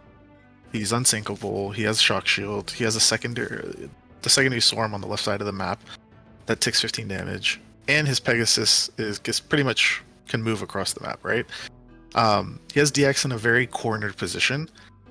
I think he played the ice shield really well, but rather than summoning a swarm, I'd like to see him now be more aggressive. This is the time where you actually want to be more aggressive, and you can do that by moving your undead Pegasus over, shooting over a drain, lowering the tower, and forcing DX to do something to protect himself because he's only a shock shield away from losing his tower, right? Instead of Swarm, you could have also summoned a Dark Knight. Really apply the pressure. At this point, he's kind of just buying DX more turns. No, I don't agree. I think summoning the Swarm was actually the best move because this other Swarm is on 1 HP. That's like a blast from the past and it's dead. And once that thing dies, if he didn't have this other Swarm, he would have no map control. So I agree with his playstyle right now. Like ensuring that he has map control, and now he can kind of go ahead and start being aggro. Yeah, but you have to take into consideration, like, sure, it's a blast from the past away, but for one, the blast from the past is not going to do anything because it's in a static ball. Second, you're forcing DX to de-tower himself to maneuver flight all the way to go to the other side, then blast from the past, waste time, and then figure out where he's going to go to set up again. Right? So like I said, the Summoning Swarm is a very safe play. There's nothing wrong with it. I just think he's in a great position to just capitalize, be aggressive, and kind of get this over with. I think right now he's giving DX a few more turns. Not to say that, I'm not sure if he can turn it around, but he still buys him a few more turns to, lose some cooldowns, eventually summon another peg, and maybe has a tree available. Well, we'll see how it plays out. No, I unless proven, unless something happens, second Swarm was kind of like the critical moment of the game. Because DX has to hold himself up because there's 2 Swarms, whereas if there was just one, he'd go kill it right now. Ice Shield works peg, and then the map control is seized. But yeah, so now it's looking. I don't even know if Spork should take this. I think he should get his egg and then take it. I'm sorry, egg, his DK. Because then you would have 5 minions and DX is limited to 3.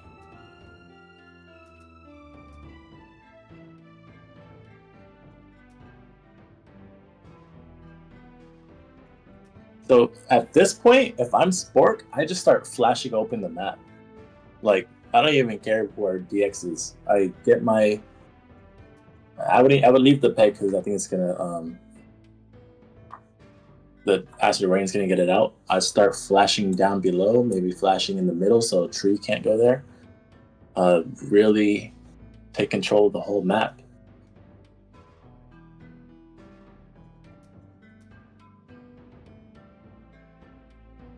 But no, he's going. Is he gonna throw a shock bomb? Oh no! Oh, he has Pebble. Okay, so he doesn't need to flash the map. Nice. Yes, like this is what I was hoping for. This is the aggressiveness we need to see. Horrible blast from the past from DX, but we all make mistakes.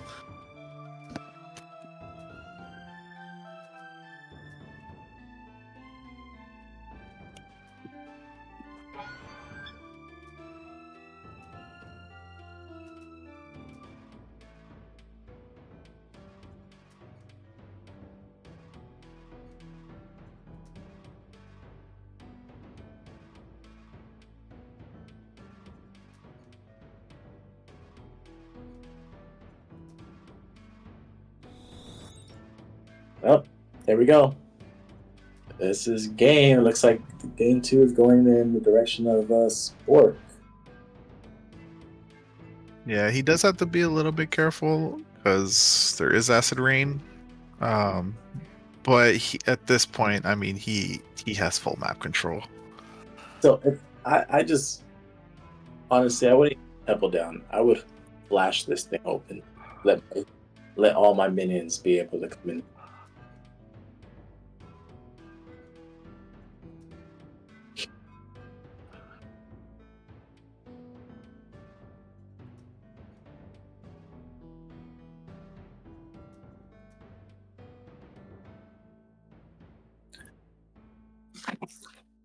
Hold on, I'm gonna.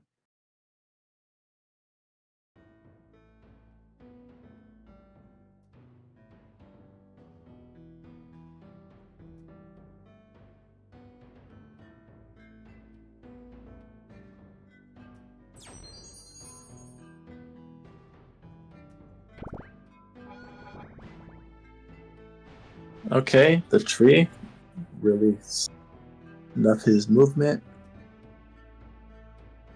Pretty good actually, because it also blocks access to that whole portion of the map.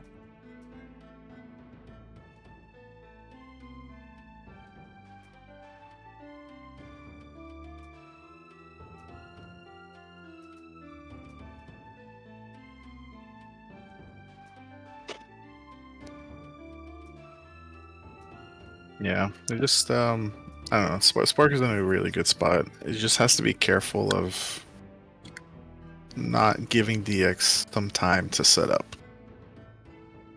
Right, like this, you want to continue to be aggressive, push, get closer to him, close the gap. Because if you don't, it's just more stalling, where he'll have Tree and Pegasus and has a swarm to block off an entry. He needs to take advantage here. Yeah, Spork needs to stop playing around and get in there, man. There we go.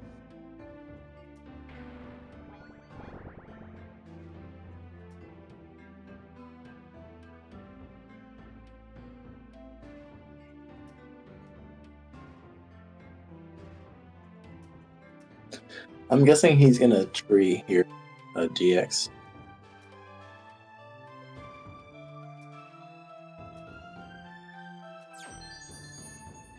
Oh, he trees like that.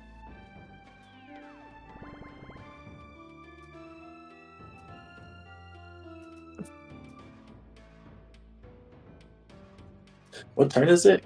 Turn 34. They past the halfway point. I think Spork does need to start going in for the kill.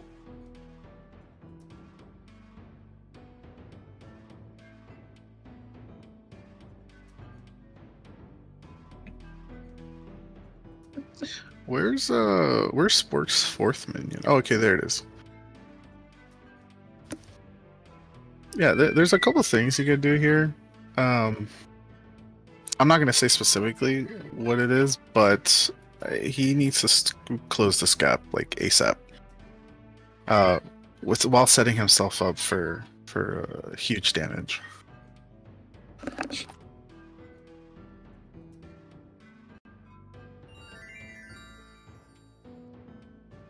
Okay, good move. What I was thinking he should have done first.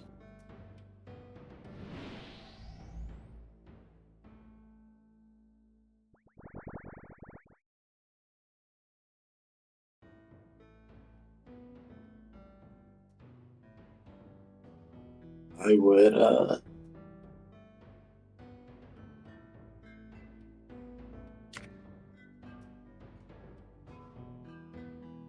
What did DX do? Did he just shock shield?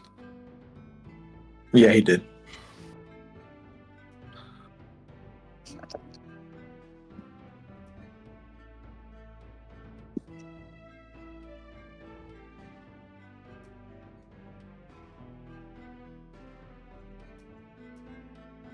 Oh, there I don't we go. know.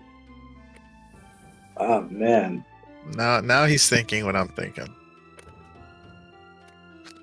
I don't know. I don't agree. I think keep the swarms up and just pebble down, and then chip this guy to death. Okay, so you have this thing, but like you're Nice. you're still in the same situation where you pull down. Yeah, I actually I prefer going this route. This is what I would have done as well. Get my DK out, set myself in that way where, if I can reach him, I can do massive damage. But now is where like I actually make the dig, right? Like start to pebble down, flash, like get to him as quick as possible. It's gonna force DX to probably focus on the DK, which even if it gets killed, it doesn't matter as much. But he needs to start digging because he is giving DX a lot of time to.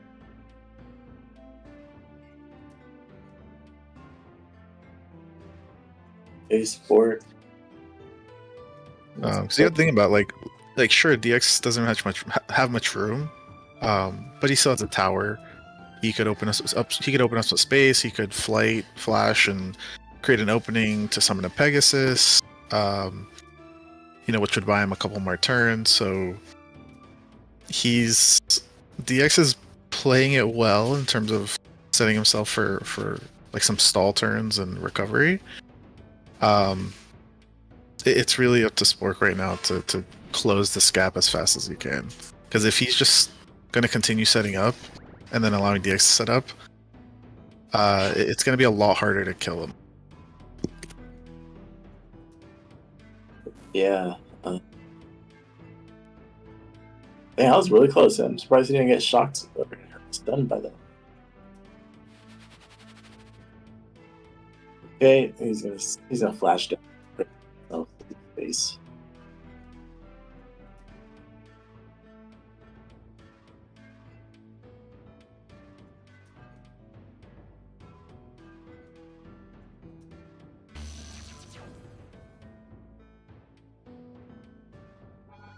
Yep, and this is why this is why you should have just started closing the gap. Like you have Acid Rain slowly coming down and creating that opening, but DX is pretty much set up at this point, right? Like now he's just gonna summon a Pegasus. He's probably gonna have Tree in another turn or two. He has Shock Shield, so nothing can really get to him. Well, the thing is DX kind of trapped right there. If Spork went through that little dip on the left side of where the Acid Rain went and flashed open, I mean that's it right there. Because DX he has to waste another blast from the past to go to the right hand side, and then he's kind of vulnerable to Spork's stuff. Is it? There we go. Finally starts to dig, but I'm afraid it might be a little too late. I think flashing would have been more immediate. And I get to wait for the static ball.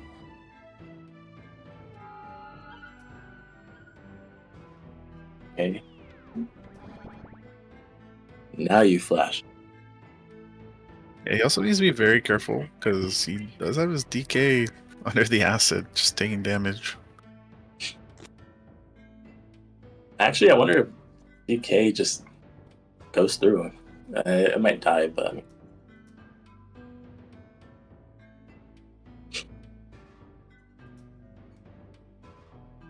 what is he doing? Oh, he's trying to block it?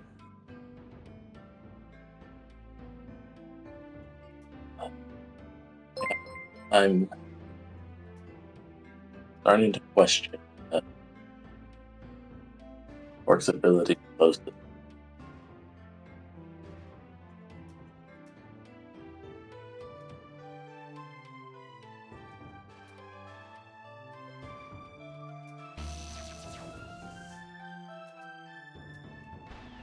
And that's how he decided to flash it, not flash up so his stuff could get in there. Yeah, it's a little bit of a risky play, because he does open up the water underneath. Now I know DX is not a risky player, but when you give someone an opening like that, it can still be pretty dangerous. This is not looking good for Spork, even though he has complete map control. He's just gonna. You could flash sync this.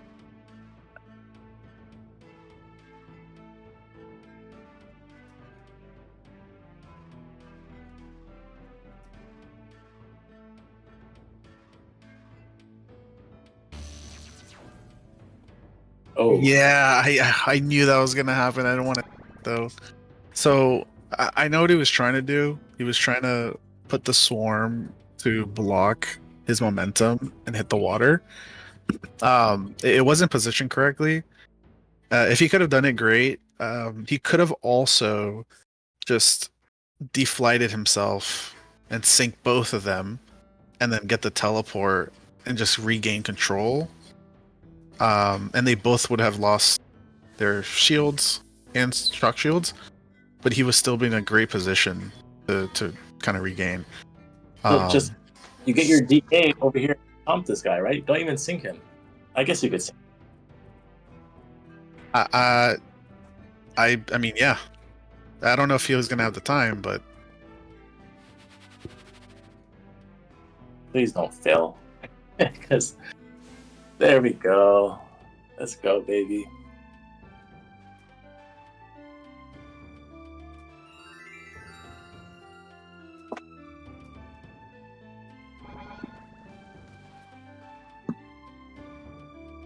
yeah. I mean, at this point, like this is pretty much game. Yeah, this DK goes through this.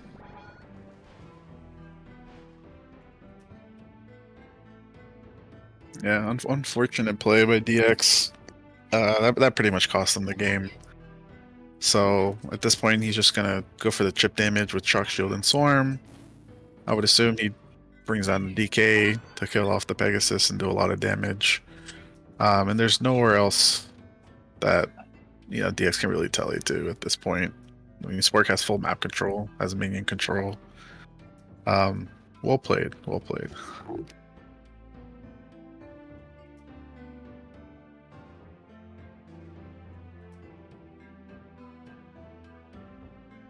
So Spork could actually. Yeah, there we go. Really cover your peg.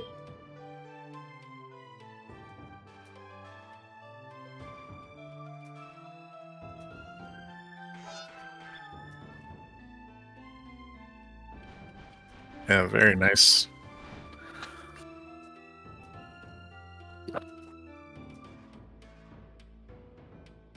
I only see one move that he can do to buy himself a turn, if he's able to get it. He doesn't go for it. I was thinking he could just lob a shock bomb and try to sink him. But I mean, powering just kind of buys him a turn. But I mean, I don't think we're close to turn 60 or anywhere near from drawing. This is pretty much over.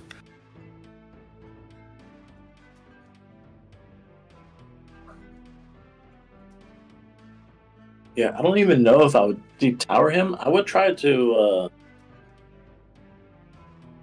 So like, ideally you want to chip him with the auras and drain with the DK. Actually, I would drain on like the bottom of DX's tower to get him a little bit lower, so I could sink him next turn. Flash myself out.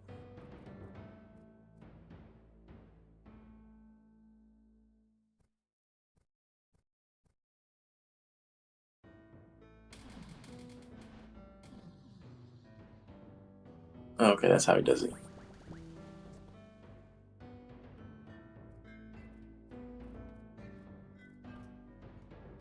Is he gonna go for the sink? I think he's gonna go for an ice shield and telly out. I mean, it wouldn't matter where he goes. I mean, that's a drain with the Pegasus. He does go for it. Let's see if he gets it. Oh no. GG's. Good try though.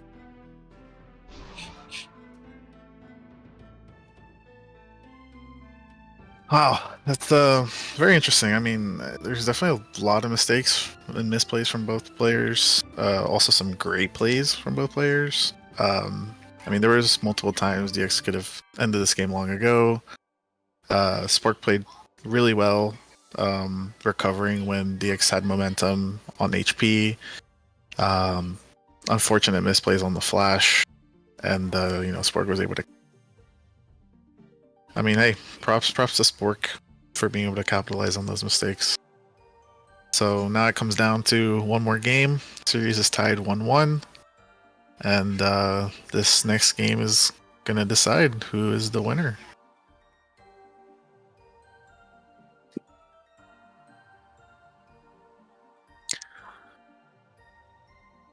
I have a feeling that they're both gonna stick to generic. They might switch it up a little bit in terms of a couple spells, but I think we're gonna see another generic matchup. Yeah, I think.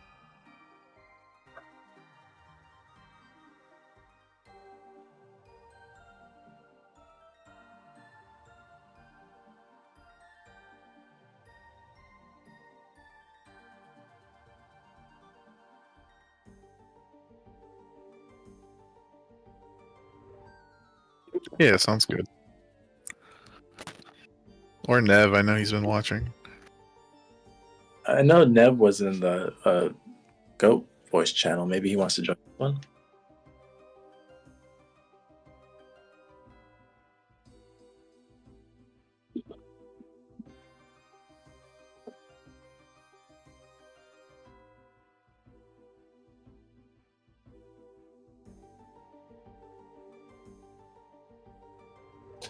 Hey, is Eon still here?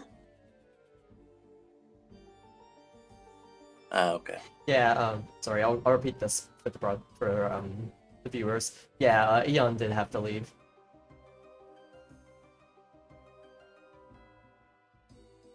Hmm.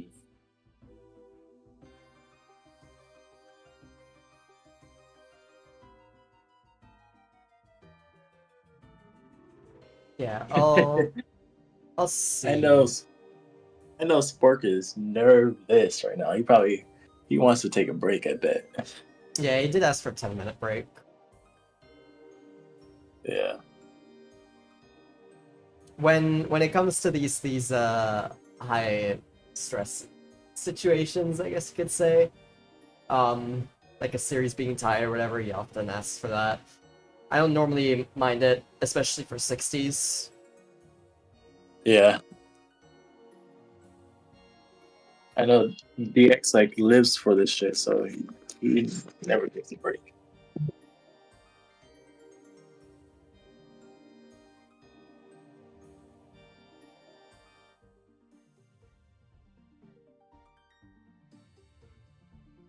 But yeah, we'll be on intermission for probably 5 minutes, so I'm gonna switch the intermission screen shortly. Give me a second to set things up, however.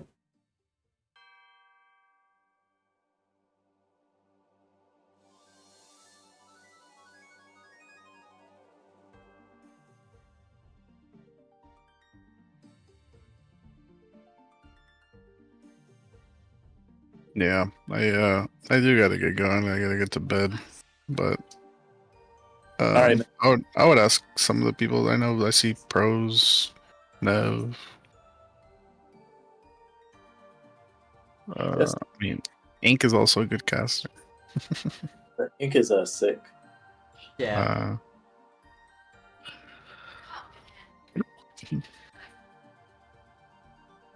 Maybe ask some of the mods or Vals or somebody to come up. But yeah, we'll be heading to intermission. We'll be back in 5 minutes, but to the viewers, don't go anywhere. Spork versus DX will grand finals, game 3, winner decides, winner takes all. Winner wins the tournament as well. Coming up soon.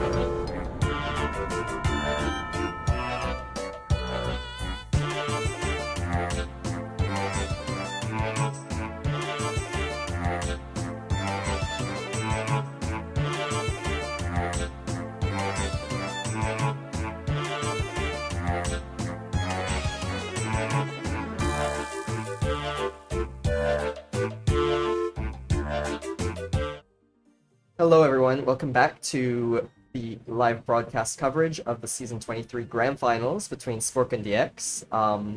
Unions had to step out, but we've got another guest commentator in with Nev. How are you doing, man? I'm doing pretty good, man. Just excited to watch these games. Yeah, for sure. I will let the players know they're good to go. And we'll be right underway for Game 3. I know it's quite late for everybody. So we'll try and make sure we get this ball rolling and get the finals wrapped up.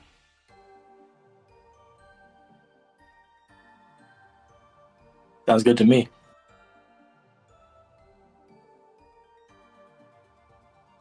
Alright, so I've notified DX and Sport. Is this going to be a best of 7 or a best of 5? Oh, but it's only best of 3, so this is the last game. Oh, okay. And yeah, we are underway. I will defer it to 1B and Nev will take over as commentary. So Spork is first. I think this is going to be Started. Okay. another generic match.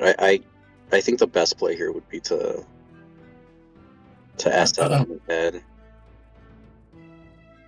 Yeah, he'll be kind of stuck if he does that. I mean, last in the past, but yeah.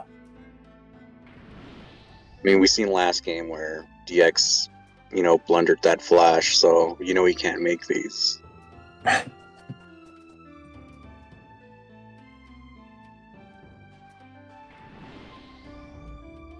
Same. Okay. Is Tree up at this time or one more turn? I think it should be up. Yeah, just Tree this in. Oh, I forget. We should refrain from making predictive moves.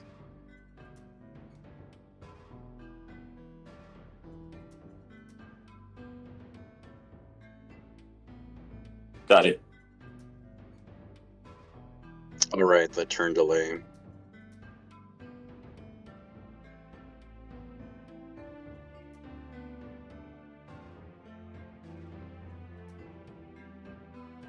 I mean, I guess after they make their turn, I'll just say what I would have done, after. Yeah. This Spork has that like awkward turn where because he went first, none of his stuff is ready yet.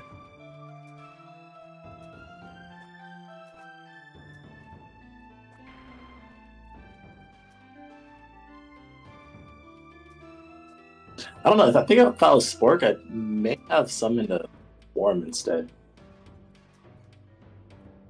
Like over here, kind of where DX is standing, and summon a Swarm a little bit under that cloud, so DX can't stand on his head and stack it with his own.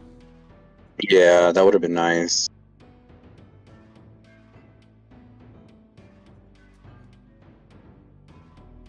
I think Spork is just playing really safe right now. He just doesn't know what to expect. Yeah, for sure. I definitely would have held off on casting Flight, though, like if I were Spork. Yeah, because when you're in this like shock shield kind of match, you don't really want to cast protection shield first, but I don't really think that was the best move from DX. I actually think if he just like protection shield, he would have had the upper hand.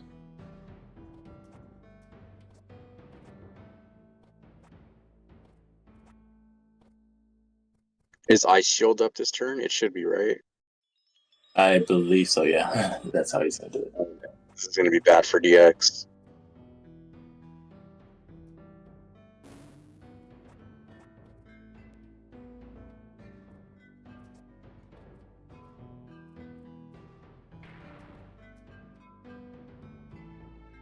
No. How do you flash this in a way that you're stuck?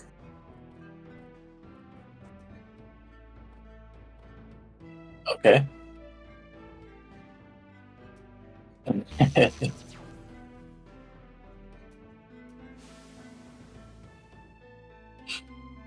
Now DX could just tell you right here on the left side that I should, and that's it.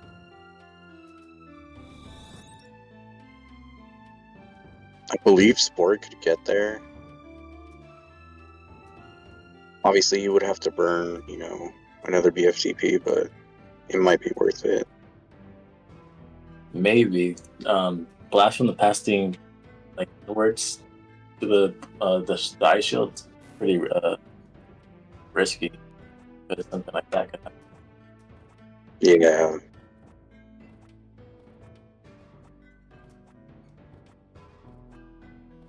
I think DX thought he was gonna get through it, and he put up the draw because that would be game. If Spork was able to get through this, Oh yeah, it would have been game over. then he withdrew it because he's like, oh, he can't.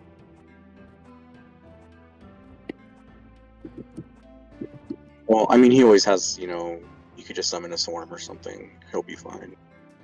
Yeah, but he doesn't get that thing with the shock shield, which I think he could have a shock. DX would have had like, I don't know, like 50 HP.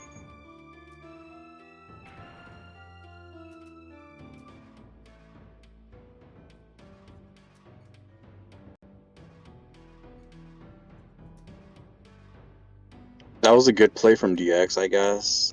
He's still in a really bad spot. And that tree is going to die next turn, right? So he needs to find a way to get up there and, split the map off. I think he was better off, maybe treeing up top. I think so too, because Spork was kind of trapped already, more or less. Yeah. You just want to make sure that the map is split off. I mean, it's here. I'm guessing he summons what, like a Pegasus? Pegasus or Storm Spirit. I would have went Storm Spirit for the more aggro play, but Pegasus is always good. I think Storm Spirit would have been slightly better because it's more maneuverable, whereas the Peg is kind of stuck here for the majority of the game now. Okay, stopping himself from getting sunk.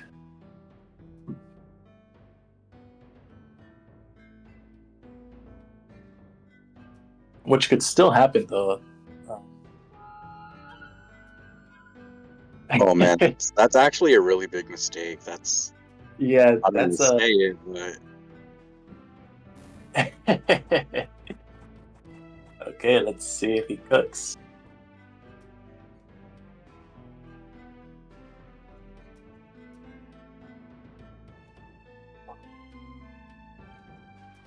I personally wouldn't go for it because I'm not a proficient flasher. yeah, I would go for it 100% every time it works. So, but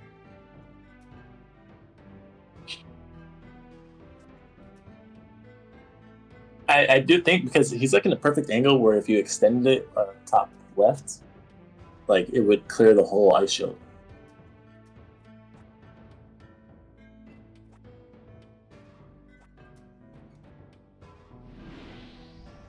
yeah, I would have gone for it. Fuck that. I would have won right here and then, or right here and now. Yeah, if he went on the bottom right of the ice shield and then extend top left. Yeah, it clears the whole entire ice shield. And pushes him out. Yep. Yeah, I mean,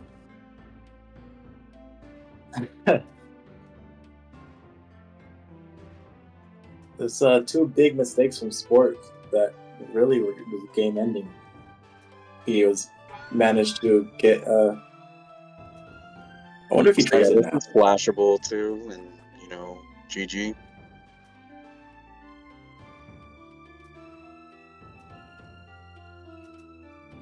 I don't think DX has gate up yet, so No way. But if he fails, this is game over for Spork.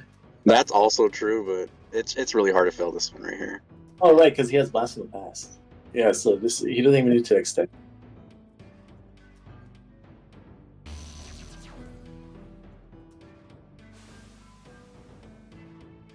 And Spork should have flight back up, right? So he should be able to. I think if he really wanted to jump over the peg. Yeah.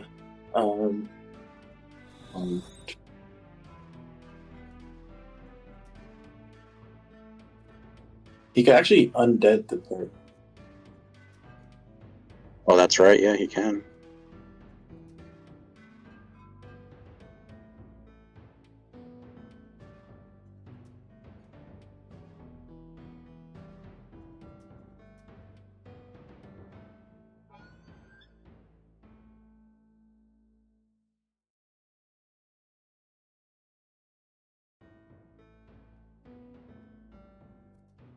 I mean, if he wants to be safe, he just has to kill the DK and then, slowly work on that peg.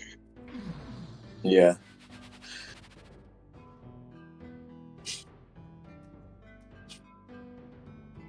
Yeah, I don't think he needs to body block. I mean, what, unless he's going to pebble down, which I'm... Okay. Safe. Yeah, now DX could just drain with the DK and kill the peg.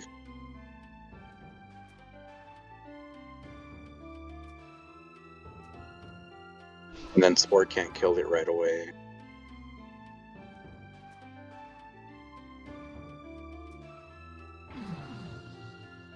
Yeah, but honestly, Brock just needs to change his approach right now. I don't even think DK's he could actually ignore it. Yeah, the DK is actually just useless. Like, it's just a stalling tool at this point. Yeah. Trying to buy some coins.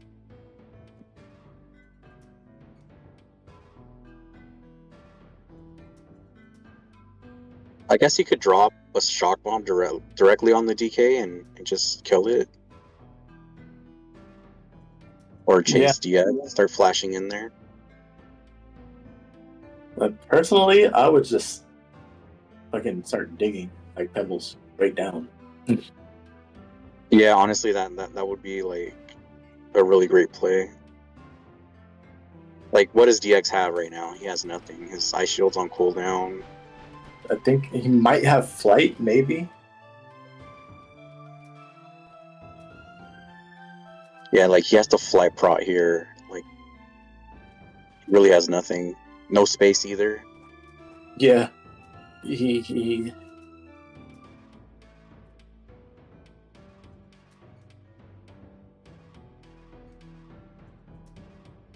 And then he's really greedy and he doesn't bring flash, so he can't create more. You don't think he has flash in this book? He had it last game. He likes to rotate it out, so I mean he hasn't used it yet.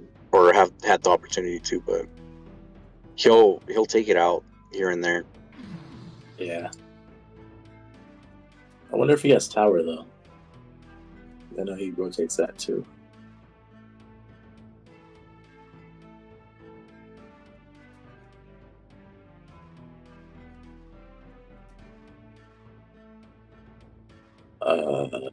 Is this syncable? I don't think so. No, I don't think he fits on through the gap in the bottom. Oh yeah, it's a little too narrow. I mean, I would go for a pebble anyway. Just get that chip damage in. For sure. But I'm not gonna say anything yet because okay. That's actually thinkable though. You just sink the DK. Let's see. Yeah, because if you blast from the past, the bottom left of it, it kind of pushes it down, and then you flight and sink. Like he could make the DK drop. Yeah, I think it's doable. I mean, I think he has to do that, right? Like, And I don't see another way. Either way, DK is gonna charge him. Oh, okay. Is he he's gonna? gonna.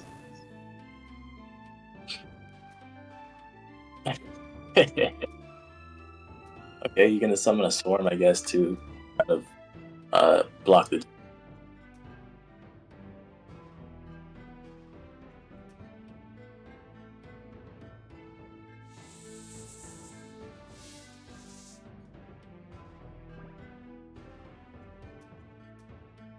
I guess that's a decent play, but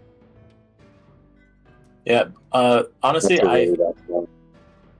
if I was Spork, I think I just flashed this place open. Yep.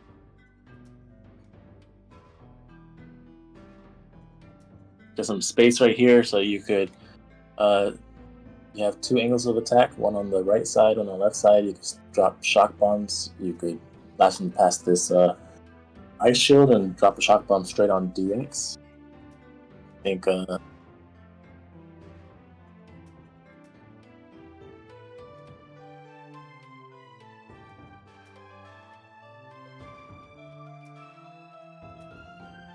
It's actually pretty unfortunate that he's stuck, but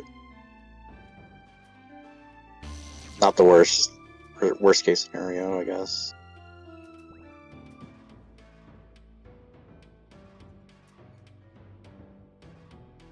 I'm guessing we're going to see a tree here from DX, though. Yeah, 100%. Kind of block them back, both in.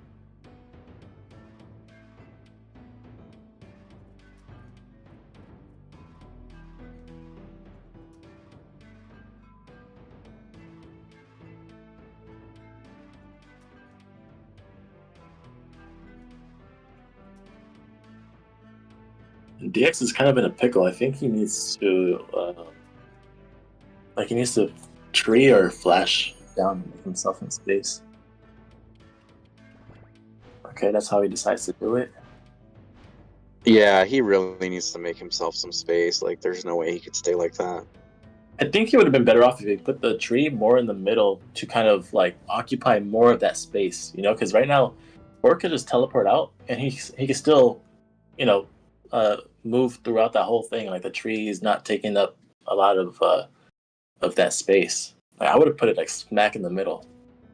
Yeah, he should have like blocked the little entrance where that swarm's coming through, Yeah, and he could have blocked the DK from jumping across. exactly. Yeah, just make it take up as much space as it could. Yeah, just make it really hard for Spork to even, get his things around. All his minions could have been trapped or Yeah. separated from DX. That's definitely tree could have been placed a lot better. Yeah, it's really kind of negated once he teleports out. Yeah.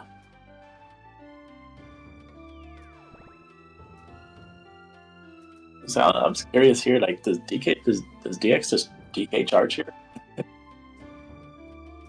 I think he does. Like, might as well because it's gonna die. Or... Yeah, just make the game as even as possible.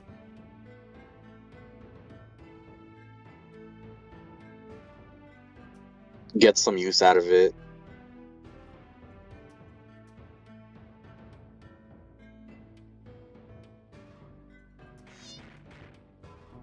He got greedy. Wow. That's He a got- blunder right there. He got greedy. He aimed it a little bit up so it could do as much damage as possible, trying to get greedy with it. Spork could actually double hit with it and steal it and maybe charge DX. Oh, and like it won't even stun it with it. No, I wouldn't. If he gets a double hit, no. And I think he should have his swarm off cooldown right now. So, like, even if he fails, he could summon another one. I think he should go for that, the double swarm instead, and just This is so over for DX. Yeah, it's really not looking good.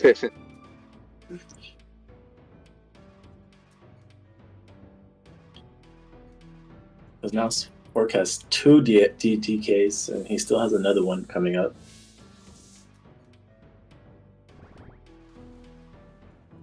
Yeah, DX is better off. I mean, if he wasn't so greedy, right? He should have just jumped the DK off.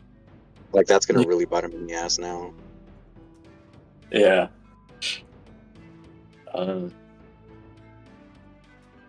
Like, not only is he like down a minion slot now, Yeah. dealing with 2 DKs is just a nightmare. He has an undead DK. Honestly, Spork, it wouldn't even be bad if he just started flashing open to get access to all of these little hidey holes in the map before he charges down. Yeah. Like almost anything from Spork is what. Spork actually has a few options. Does he still have any blasts? Like, does he have one left? I think he does. I haven't seen him use a lot. Like, he could actually play aggressively and like start shock bombing DX like on the head, if you really wanted to. I think that'd probably be the best play because yeah, this guy is straight up listening to us. I mean, either way, DX is like, he's pretty done for, you know? Yeah.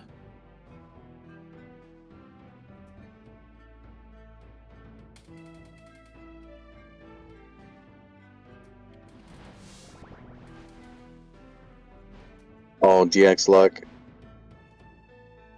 1 HP. But honestly, it's like it's not really gonna do anything for him. He has to ice shield. Oh man, this is so over. There's no way. I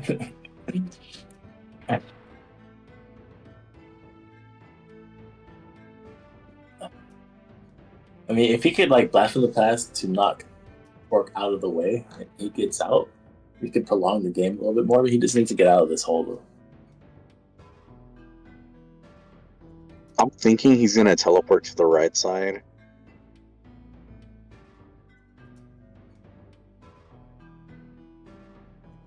Well, I don't know, man. If he does, then what? He's gonna like ice shield before? Oh, Yeah, there we go.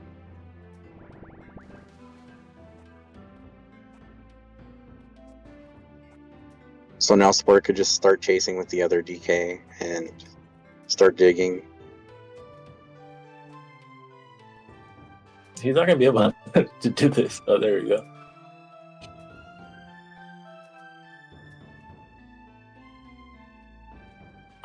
Honestly, just like grab the DK and let the DK charge through it.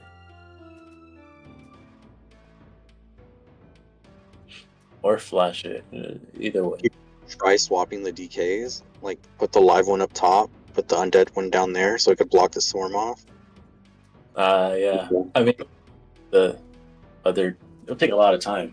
Like a whole turn to get the other DK up. Yeah, it would have to take like a turn or two to do it. Flash, extend bottom left, or bottom right.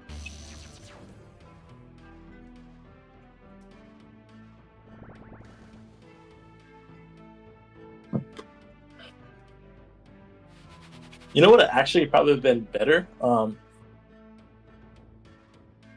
sure, but if you just like treat him in a way so that he could just get some shock bombs on him. Yeah, that would have been great too. Like, he can't respond to it. Like, his gate's down right now too. Yeah. So like, he would have had had at least one.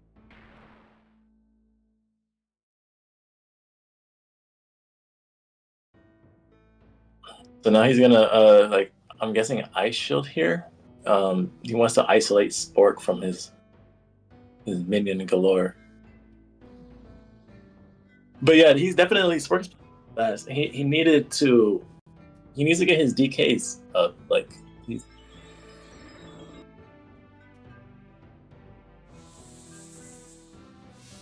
okay. I don't think that's the best move. Yeah, that's not a great play at all. It's like the better play would have been to ice shield on top of Spork, so that That he's stuck. doesn't stop the DK either. Like, if Spork could get it across, he could just charge right through it. Yeah, which I think he might try to do.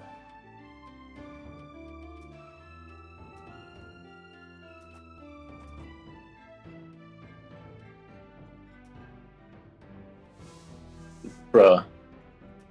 Oh no. I think it'll still work, yeah, if it goes that way. But Jesus, dude. Okay, come on.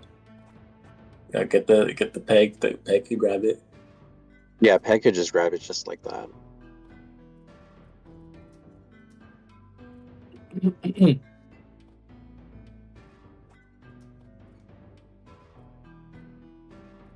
LTS micro, man. Terrible. Jesus, sport.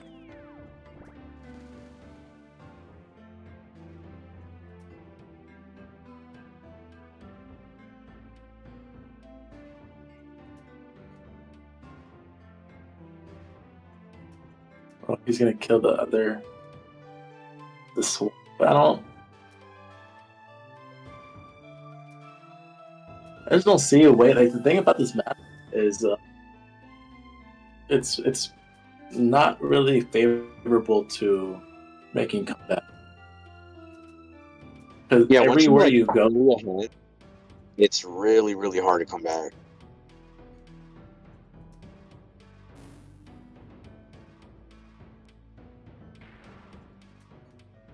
I think DX's best shot is to just start rushing down Spork and see if he, makes a mistake and loses outright.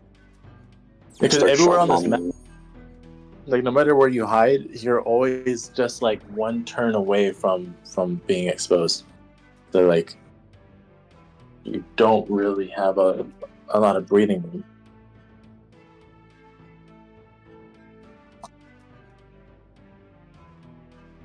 He should hit it with the swarm. Hit the swarm with the swarm and it'll move up a little bit. Instead of wasting all that time. Trying to do.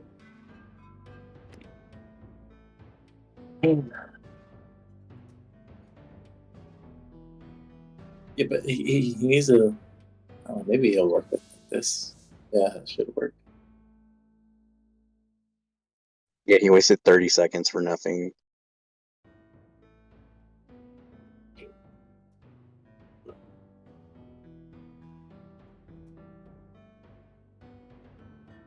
Spork needs a flash to the right to open that gap up. You just start flashing. I guess that works too. Yeah, but it doesn't really do anything because DX is like, he doesn't really want to leave that area. I guess this turn we'll find out if DX brought Flash or not.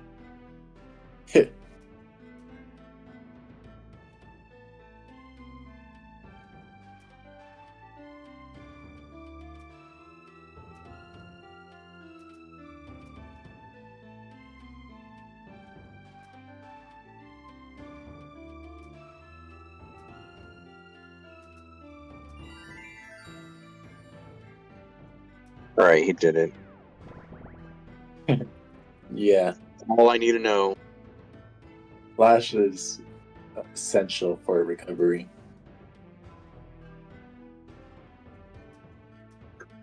Especially when you're behind like this, like you need to make yourself some space. Like, it's gonna cost you a lot of tempo, but you can't be without space. Like, he needs to be flashing like the bottom of the map and exposing the water so like DK isn't a threat and stuff like that. Yeah.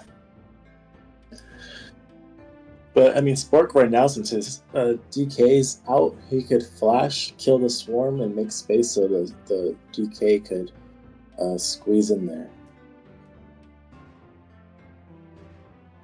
I'm surprised Spork didn't bring like Totem or something, because like, I don't know if you've paid attention to the rest of these games, but every single time Spork has been struggling to to get out of these traps that DX sets up for him. Yeah, I was thinking of totem because it would be pretty good to have it. It gives you such a tempo on your opponent if they don't have it. Yeah, and like Spork has had DX on the back foot like every single game, right? Or at least the last 2 games. Yeah. Like I don't know, like I think it would have helped them like close the game way earlier.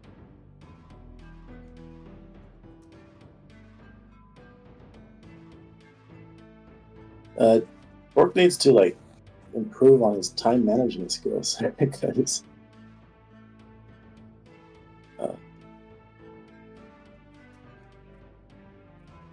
yeah, fuck it, just flash it open.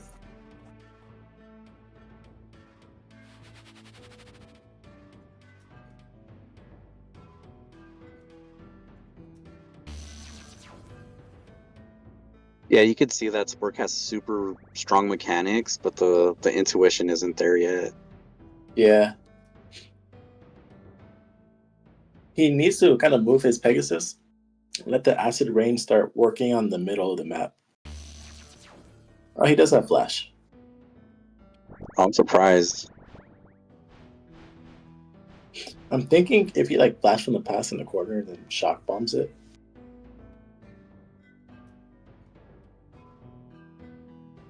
I think it would be worth doing, yeah. Like if he could sink him or something, or It's- just even that damage would help, you know.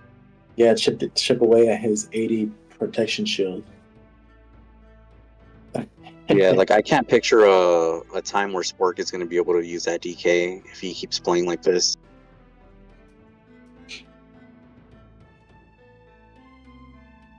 There's like a lot of things that he needs to do.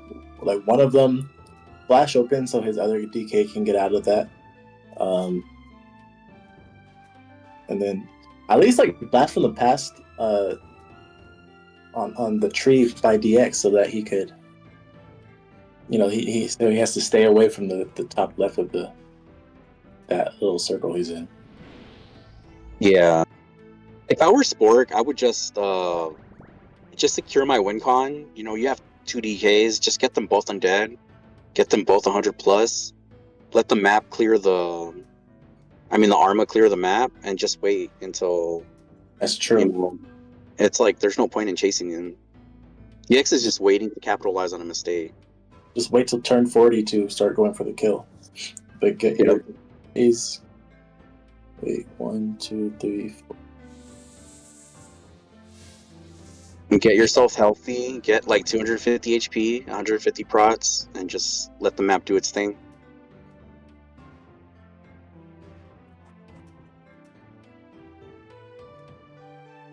Like, he doesn't really need to, actually he could undead the Pegasus. There you go.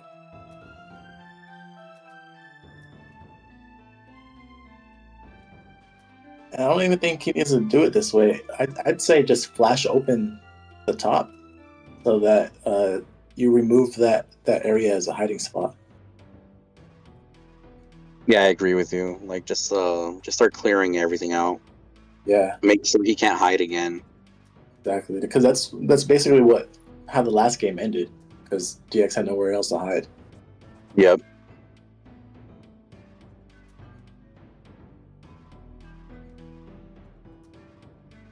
You could also clear that part right there too, so you could get to the left side.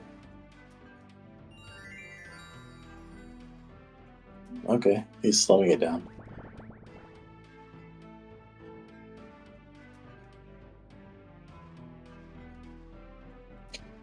For DX, he kind of needs to tree this opening right here so we can start kind of moving left. I'm not sure if the acid rain actually won't affect him being in this. Yeah, like he's really low on the map, so it'll take a very long time.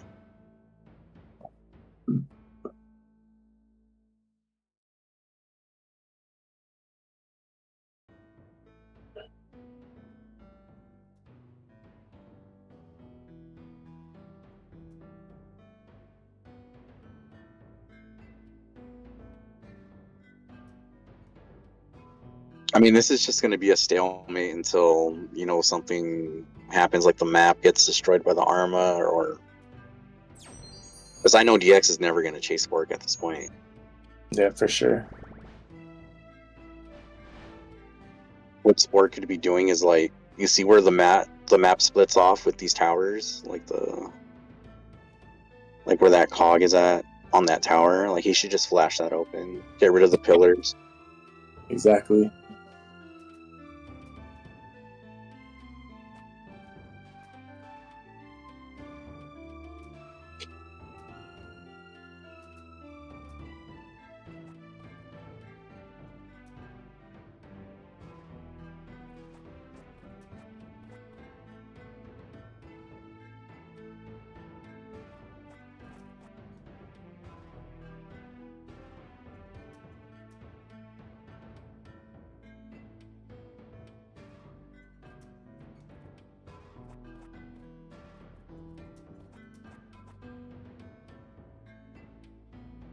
Yeah, just flash it open, Spork. What the hell?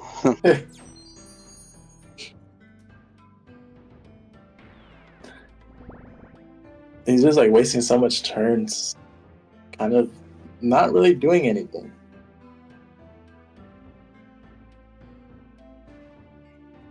Yeah, like, I don't know if he's overthinking. He's probably trying to, like, see what DX could possibly do, but it's translating funny, like, as we're watching, but... Yeah, so there's like a small opening that's happening on the left side of DX. His priority needs to be a flash below the tree to make an opening right there. Yeah. Like, just so you could be prepared if there, like, anything does happen, you could take advantage of it. Yeah, you want to constrict his space and, you know, make it so, like, when he does summon something, like, you could spawn kill it, you know? Yeah. And it just choke him out slowly.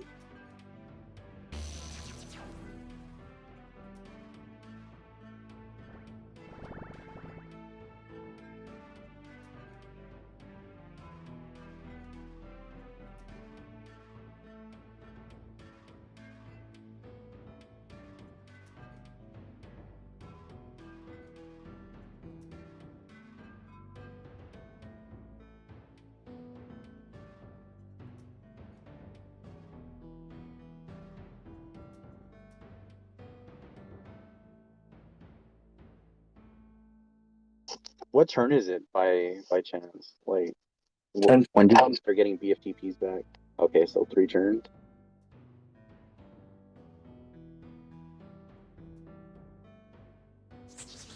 Yeah, the game should get sped up by a lot in 3 turns.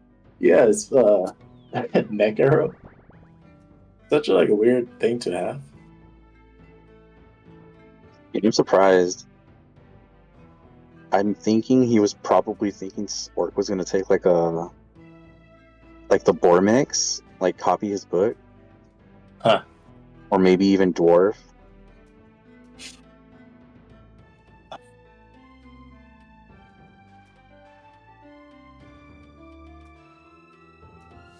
Because that's what DX likes to do. He likes to bring a book, and then you bring like a little counter book to it.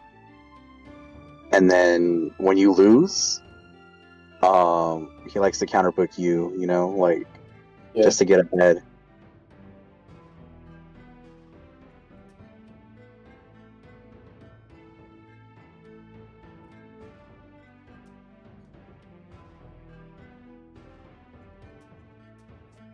He's gonna summon a Storm here, I'm guessing.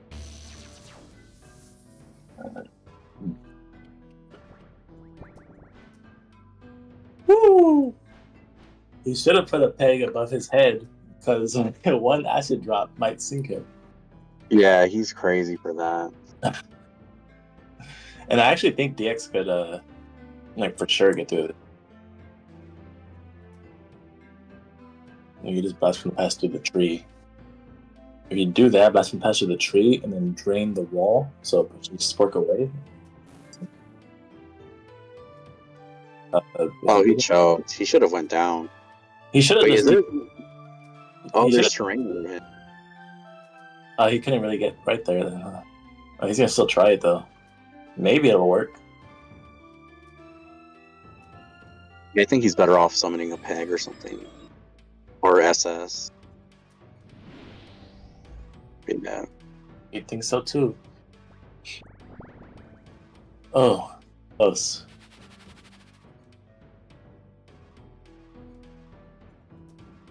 I mean, this is you just put your peg down there, start chipping at him with the aura. Yep. This is one of those games where having Aura of Decay would be so crazy, like, good. Yeah, it just Like, what does DX do versus it? He just sits in it the whole time, you know?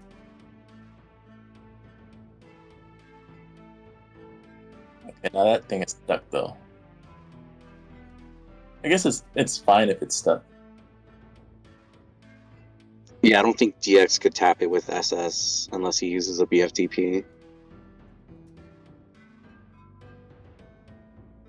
And just prod up, I guess. Yeah.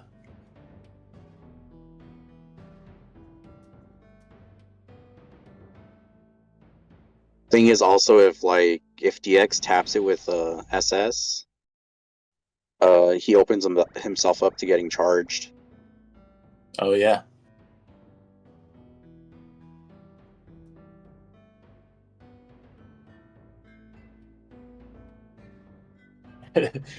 He's kind of screwed. I mean, I guess he could drain kill it. Yeah, I think that would be better. Okay, he just wants to get himself some space.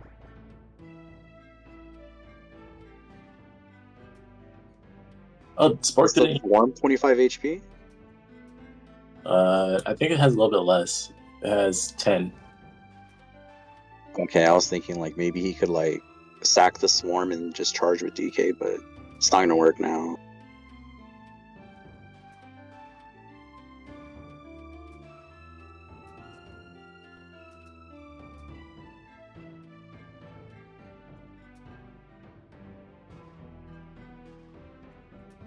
He does need to play it safe and like protection shield here. Yeah, he really needs to prod up. Like he's crazy if he chases without a prod.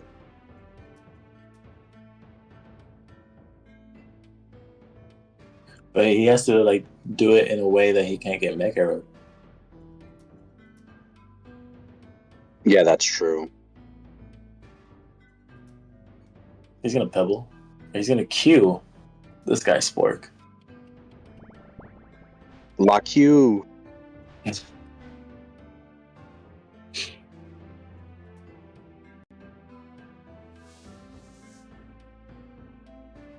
What the hell? It like reached. Oh wow.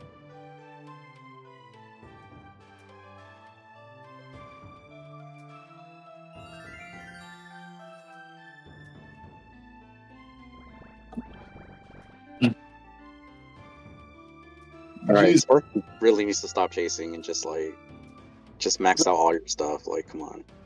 Yeah.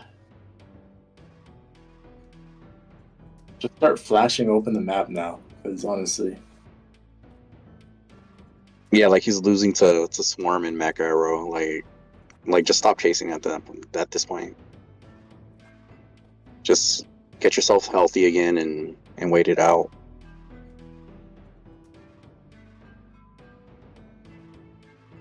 Cram that peg in there and chip him down.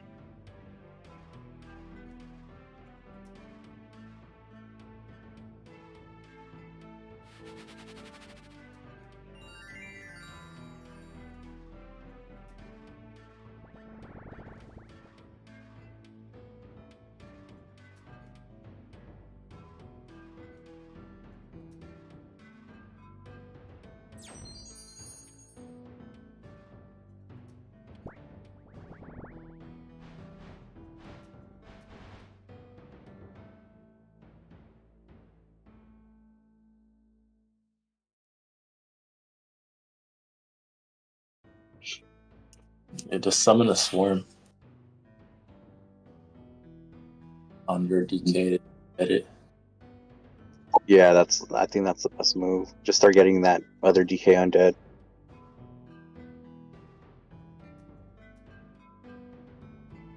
Like they're both at the top already, so they don't really need a peg to transport them.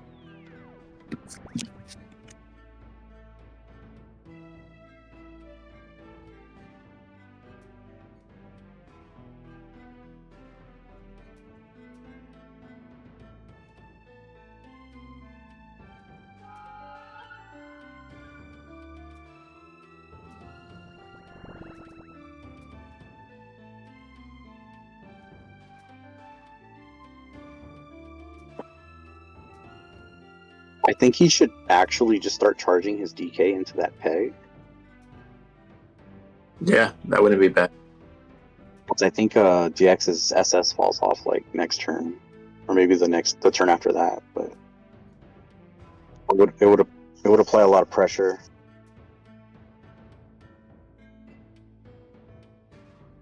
I don't know. I probably I'm like more in favor of flashing it open so that his, like allow your Pegasus to get free again, and then also kind of remove some of that terrain above DX so that you could, he's always in threat of being DK charged. That's true. I guess because I play more aggro in 60s, so like I just want this like game to end already, you know? Yeah. But yeah, see, like the SS it ended. Yeah. He would have to use it right now, but I think he's gonna mech arrow. But he wouldn't be able to mech arrow if the DK was right there. Yep.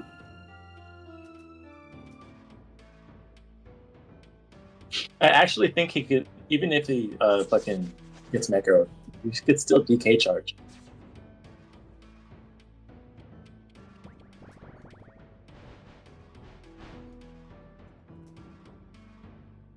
Yeah, I think you DK charge. And plus, you have one more DK after this. You got the redo. Yeah, there's nothing DX can do right now, like to stop it. Like even let's say he kills one DK, the other DK's right there. Yeah.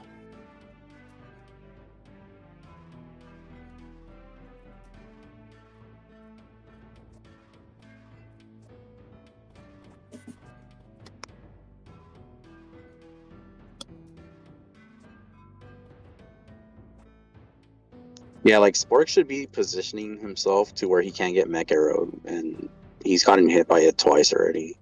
I don't know why he's not being so disposable with these damn DKs, dude. You have 3 of them. Like, you don't need shock. Like he should never run out of DKs at this point. Like, just you don't need shock shield. Just throw the DK in there. Yeah, like Pros is right. Like, why would you SS, right? Like, it's not giving you any value. You should be like, he could have done anything. He could have got a peg out or whatever. You know, like sink that swarm or flash your peg open so you could get free. Something.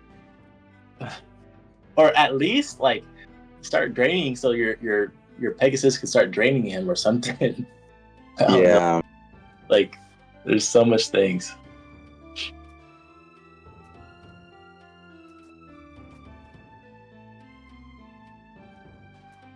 I think Spork is just respecting DX a little too much.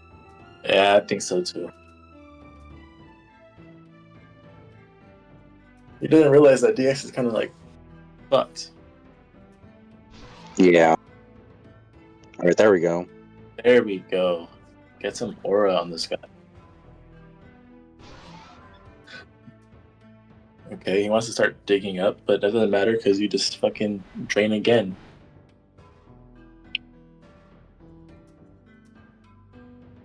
Yeah, now the peg is in like aura range, so like he could just like, just leave it there and start setting himself up. Get that prog going. Get the prot going, get the... Let me see. Yeah, he definitely needs prot because he needs to use himself as the ladder. Yeah. I try to get away from that bomb. Like, there's no reason to sit there.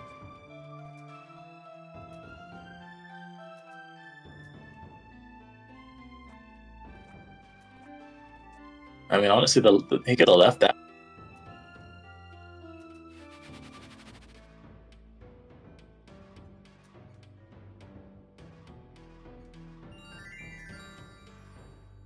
Okay, there we go.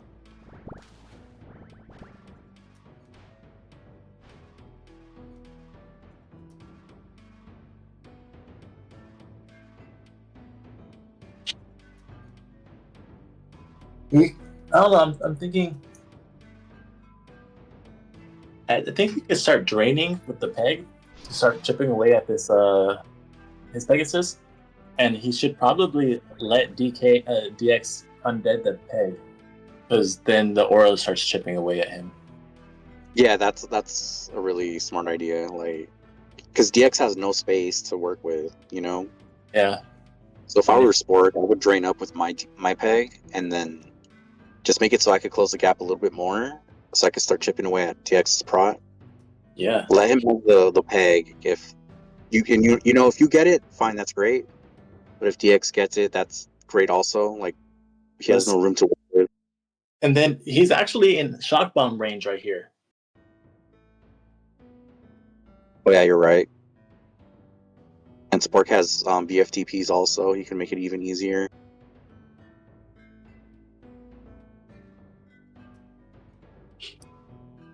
Like, if you don't have a play to do, just flash. Just start flashing the terrain.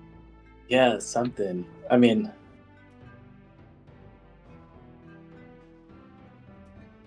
oh my god, another Q. Q McGee. This guy's. I've never seen so much Qs in the 60s, though. I think it's the nerves, man. He's playing really good. It's just like there's these little tiny errors that are just like all adding up. Yeah. Like, if he could actually like flash kind of below that second decay on the right, could bridge the gap, then you don't even need a ladder. And now you could just shock bomb this. I mean, I wouldn't mind if he waits until he gets another protection shield before he starts shock bombing. But he does need applied pressure with his Pegasus. Like, drain kill this thing. Or actually, don't drain it. Let's let him just flash, dude. Yeah, like literally just flash. Like just make it easier for yourself.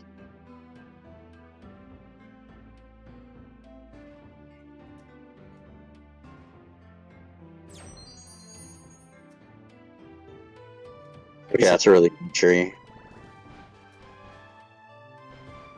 But the question is he gonna DK next turn or just waste that turn? Question is if he can, because like, I mean, it's gonna be some extensive laddering, and I think Spork is a bit too nervous to do that. Yeah, that's true. I think he could blast where that peg is at, like where that tree is, like kind of destroyed right there. Maybe free the peg. Oh, and then just pull the DK. I think he's going for the undead Pegasus choke, like to choke DX out method. Yeah, that's definitely the safer option.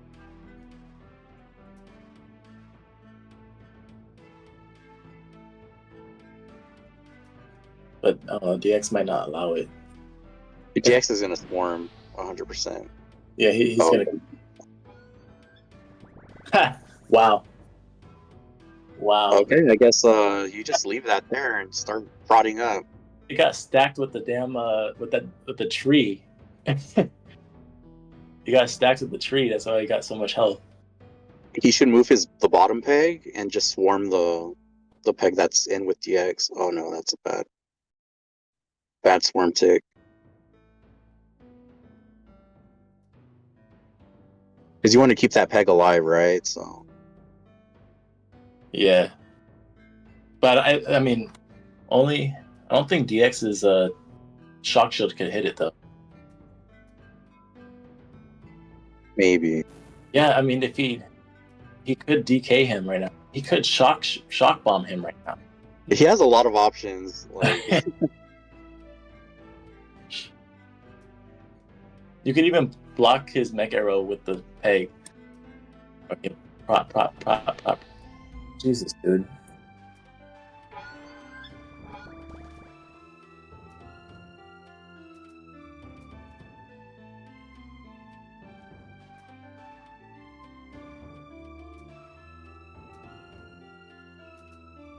yeah, he should have left that peg there if he wasn't going to use it, because his new peg is going to die.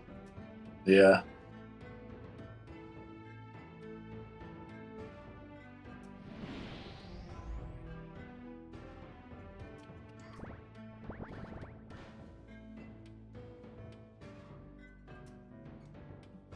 Yeah, just put the peg back with the other one, or swarm ticket, and then get protection shields up. Or he should move the. He should move the one of the DKs over there first before all that. Yeah, like use your time to set yourself up for future turns. You know. Yeah.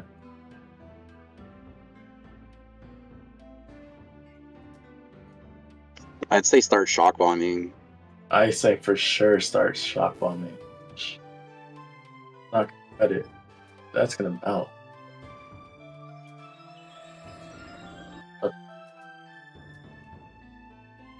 Okay, that works.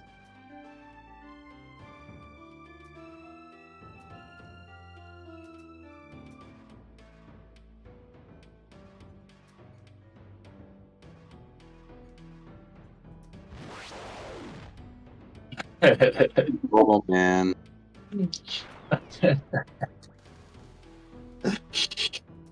Oh my god. Yeah, I don't know why he got out of the ice shield like that. He should just put the peg directly on top. It's because he was so worried about the mech arrow hitting him, and there's just like no way to avoid it really. Yeah, there's no way. Like the angles you could come at with the fucking mech arrow is like, it's pretty insane with extending. Yeah, like there's just no way to avoid it unless you put the ice shield on top of yourself. But what turn is it? It's turn 37.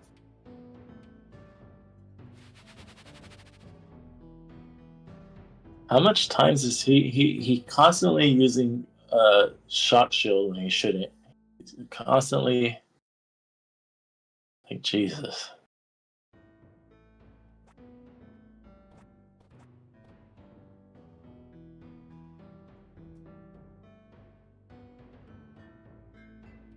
I don't know. I just think, that mech arrow is putting in a lot of work.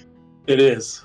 It's kind of keeping Spork at bay, but I think his cooldowns times with the mech arrow.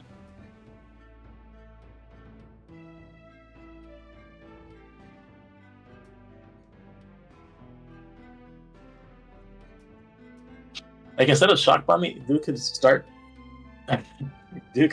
braining DX directly with the peg. Yeah, he could do that. And DX can't even kill it, right? Like, he would have to ice shield.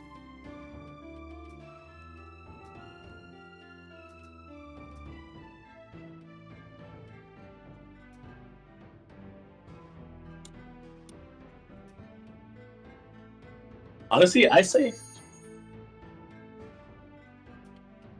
I mean, just go under the ice shield, and honestly, bro, maybe even flash this whole thing open. Yeah, he should start flashing that open. Free that bottom peg, and then get his other peg in there to start chipping away. Yeah, go on the bottom and flash upwards towards DX, so he's still stuck, and then the pegs can move closer with the aura and get both pegs in there.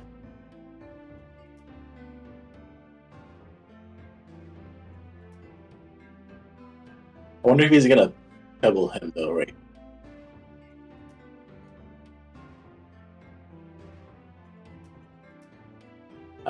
I would. There we go. Finally.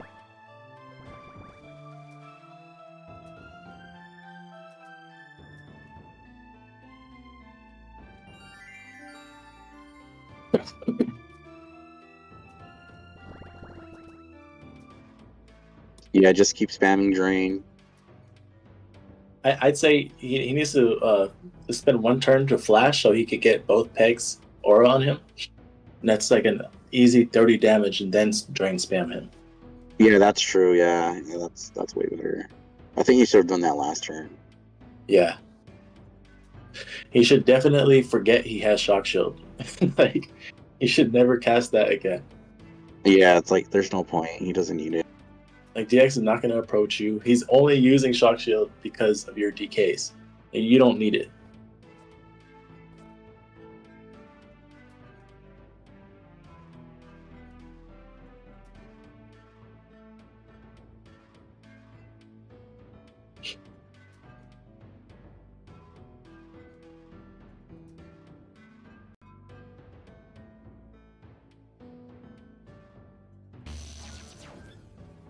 Okay, there we go. I think there was he could have got a little bit closer, but fuck it. Yeah, that works. That's good enough. As long as one peg reaches. Yeah, just one peg and the other peg's just drain spamming him. And then he has to farm out too, right? Yeah, and then he could chip in with a swarm.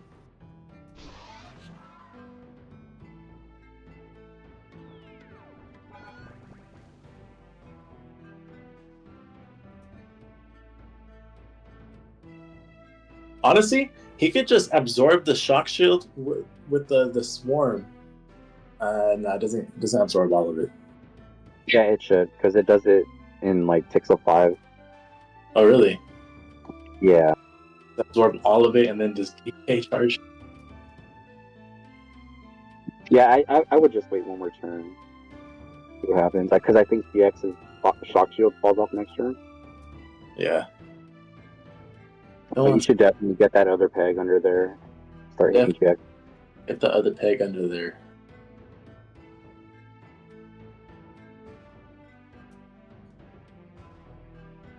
No, you need that peg to do the drain spam. Yeah, I don't know what's doing here. You also need that peg to block him so he's stuck. Because I think he could maybe get out of that. I mean, it's not like he could go anywhere, but... Another Q. You can see like the shock shield fell off. I don't know. He could have done a lot of things that turn.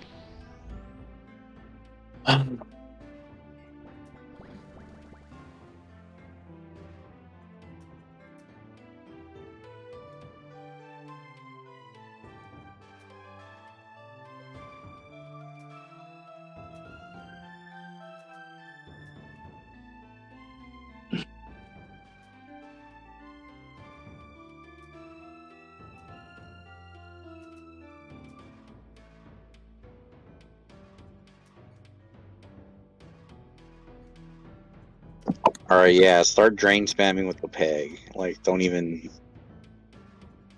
Okay.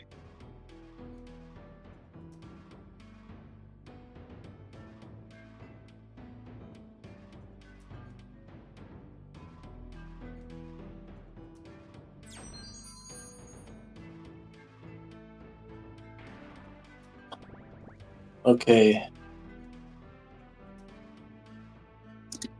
See, like, I don't agree with the charge right here because, like, what does it do, right? It's not gonna deprot him. He's still gonna have prots up. Yeah. Honestly, if he puts the DK on top and this fucking charges straight down, I think that would be good. Yeah, I still think the better option was to just let the pegs do their thing, but... For sure. For sure. DX would have... He has so many options and he's not doing any of them. DX would have like 60 prop by now. Okay, he's gonna kill the Swarm because it's stripping.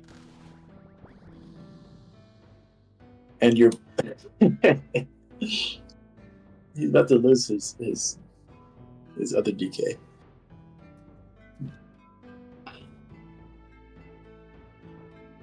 I mean, sure. You have to back it up though, because you don't want it to just go off the edge. I actually think DKing from the top is better,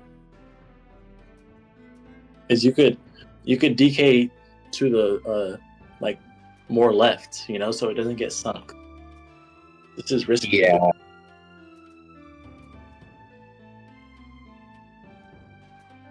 There's a few ways he could charge.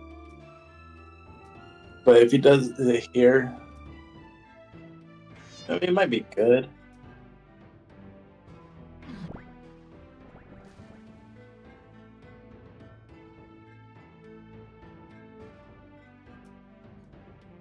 Finally.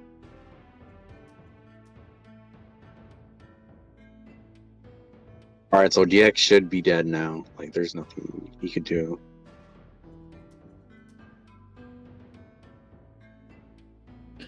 I mean, he only has 18 turns to stall. There's not too much. I mean,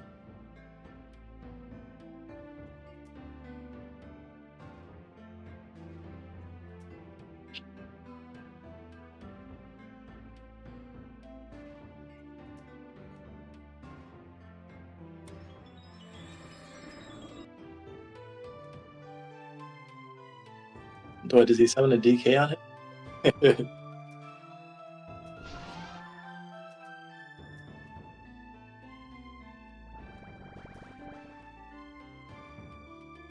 Okay, charge this back.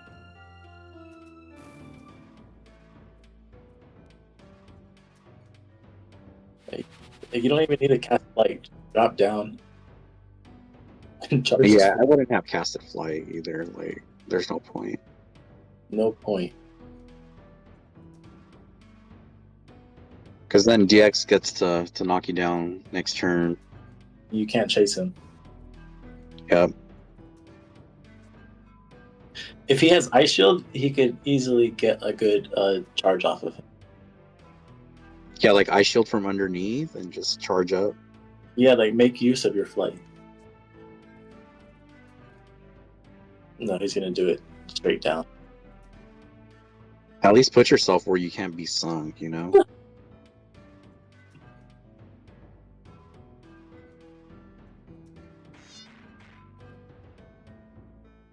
There we go.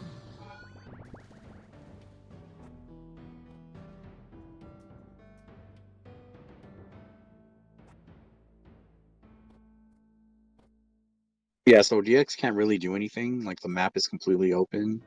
I'm thinking he already used his Ice Shield. Yeah, he can't. He just has to kind of let drain spam.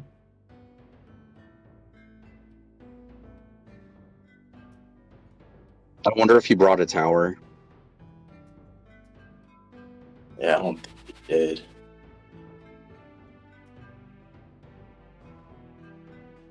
Yeah, I think now would be the turn to use it.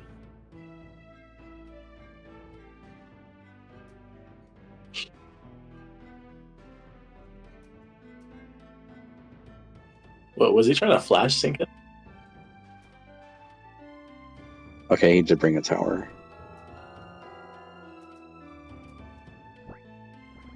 But seriously, you waste a flight for that? Yeah, I guess. Yeah, I think Spork just needs to charge spam and he wins. Yeah, what Sport doesn't need to do is go and pebble him. Like, he needs to just use his DKs. Yeah, like he has a third DK like in his inventory. Like, Seriously.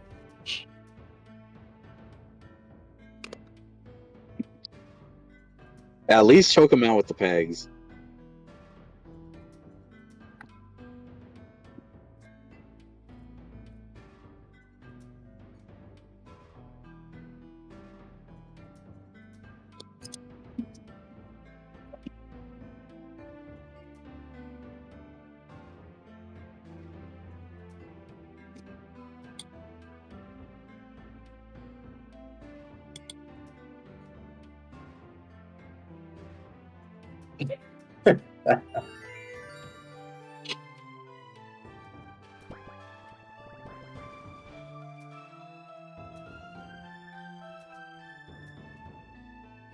I mean, Sport could queue like 5 more times and he'd still win. Like it's that bad.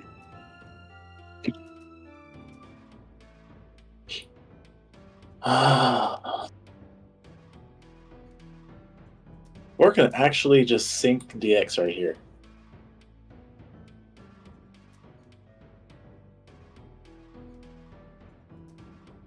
I think DX might be a little bit too high. I don't know.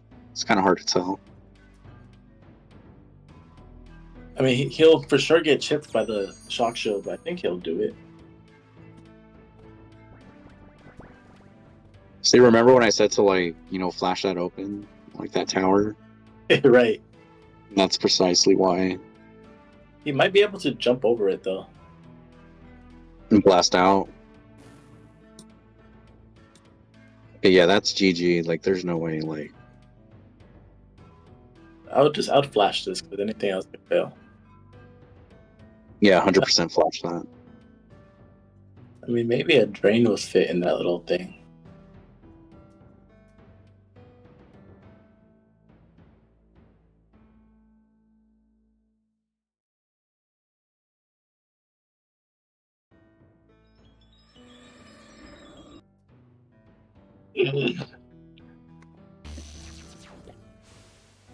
Okay, GG. There's nothing DX can do.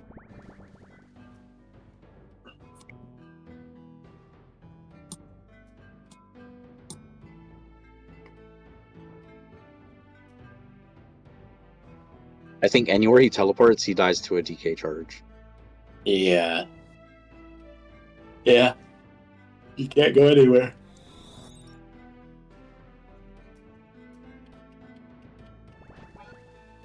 Honestly, I think he could go from the other side, flash him, but or he could just go from the other side and charge. But Jesus Christ, work.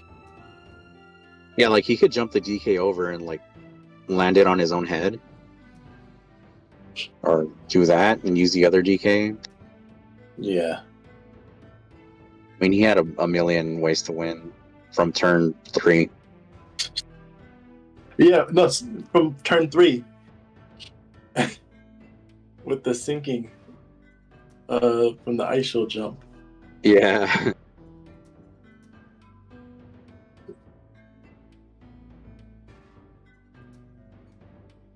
Why not just jump the DK down, bro?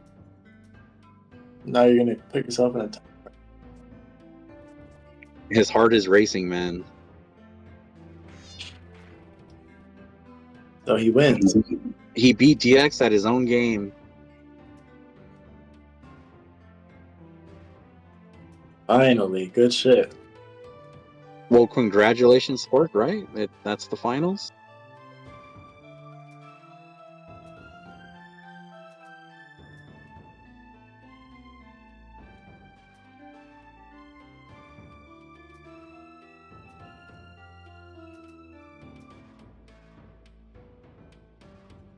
Congratulations to Spork indeed. Excuse me for the delay. We'll see if either of them want to come in for a quick interview. Okay.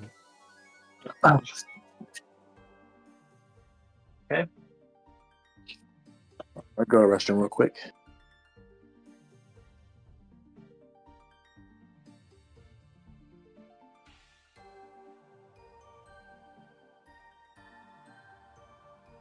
So I've offered both of them interviews. This means that Spork is indeed back-to-back champion. First with the LTS tournament win the previous season, and now an HTS tournament win.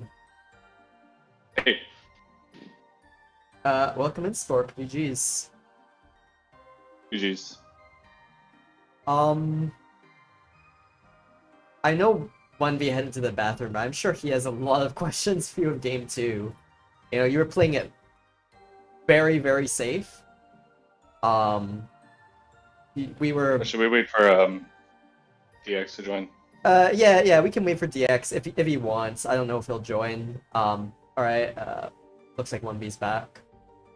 Yeah.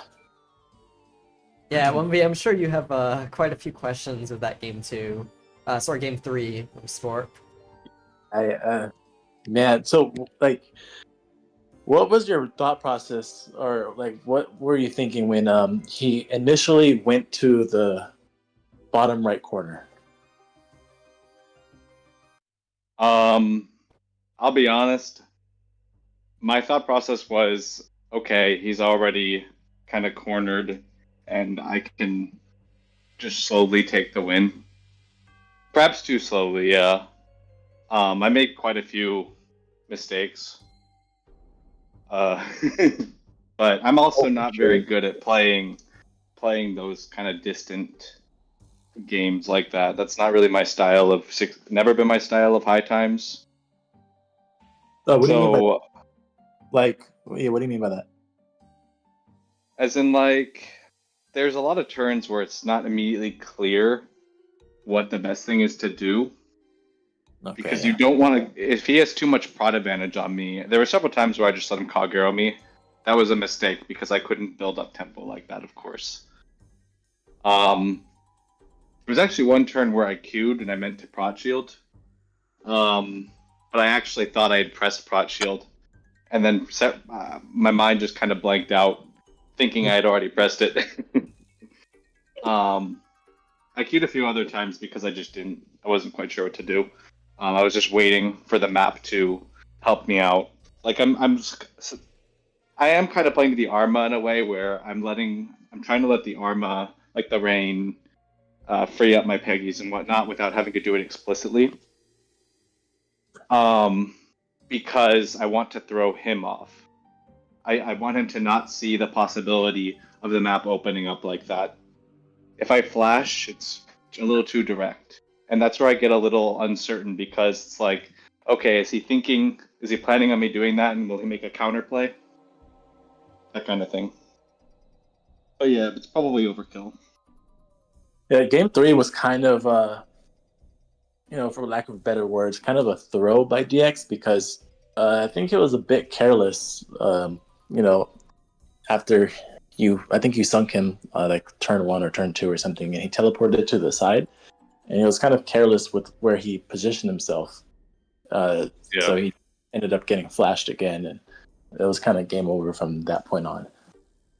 Yeah. For game 2, though, how do you feel about that one? I mean, game 2, I was definitely not confident in the beginning. Oh, in the very beginning, I had a lot of like rush that I was doing. And so I was confident to a certain point. There was a point though, right after I shock bombed his it was like early in the game where I shock bombed his tower and his boar, and I thought I just had it sealed right there. Yeah. But then he blasted out his Peggy, and that threw me off quite a bit. Yeah, you kind of mispositioned your peg a little bit. Yeah, I didn't know you could blast it that far, but I'm out of my comfort zone with some of this stuff, so there's a lot going on, a lot of stress, a lot of trying to think of different ideas in real time, and it's easy to miss things. Yeah. How do you feel about that first game?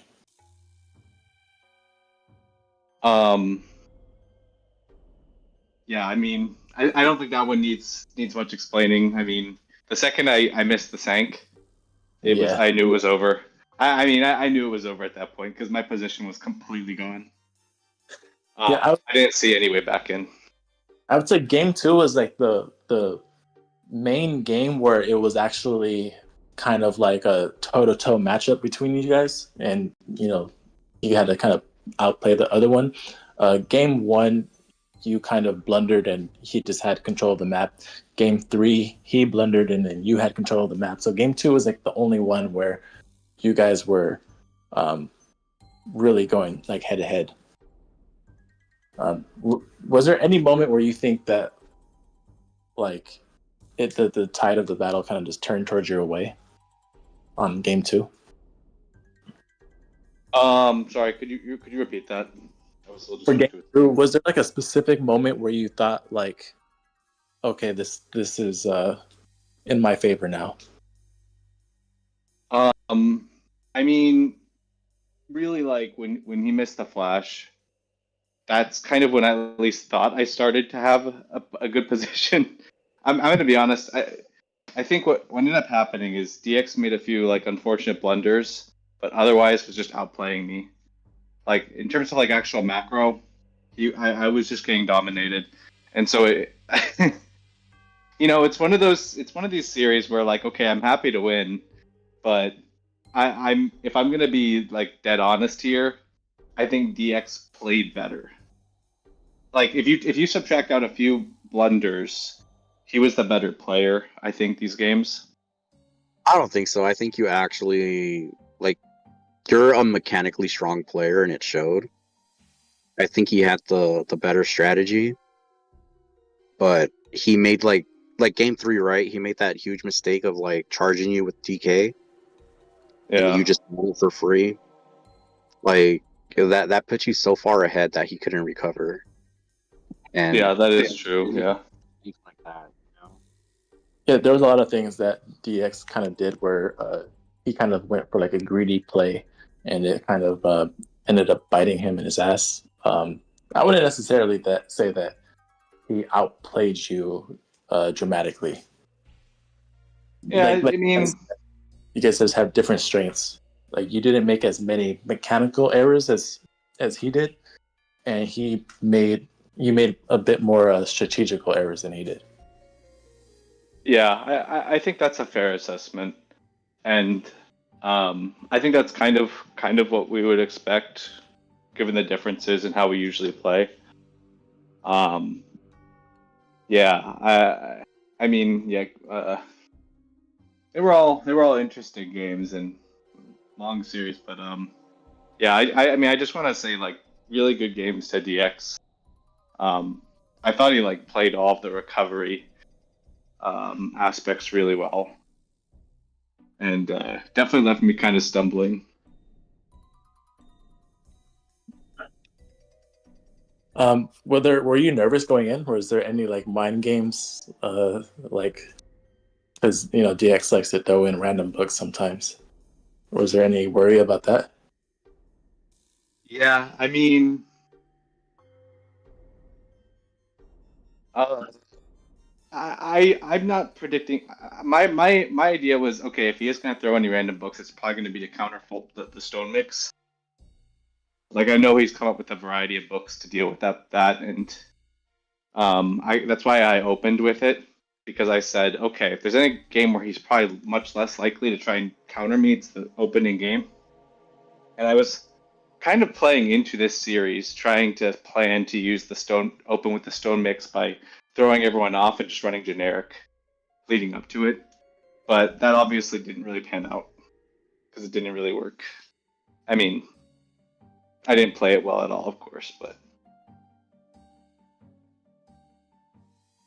Yeah, I think because that game one went pretty terrible for you, it was kind of obvious that you were gonna switch it up and go generic afterwards. yeah. I mean, generic is generally what I know best. And I think the advantage I kind of have on like these Arma maps is I don't know Grassy that well, but when it comes to Armas, like I can kind of like come up with ways to play to the Arma a bit more, and I kind of try and use that to equalize any just macro disadvantages that I would have.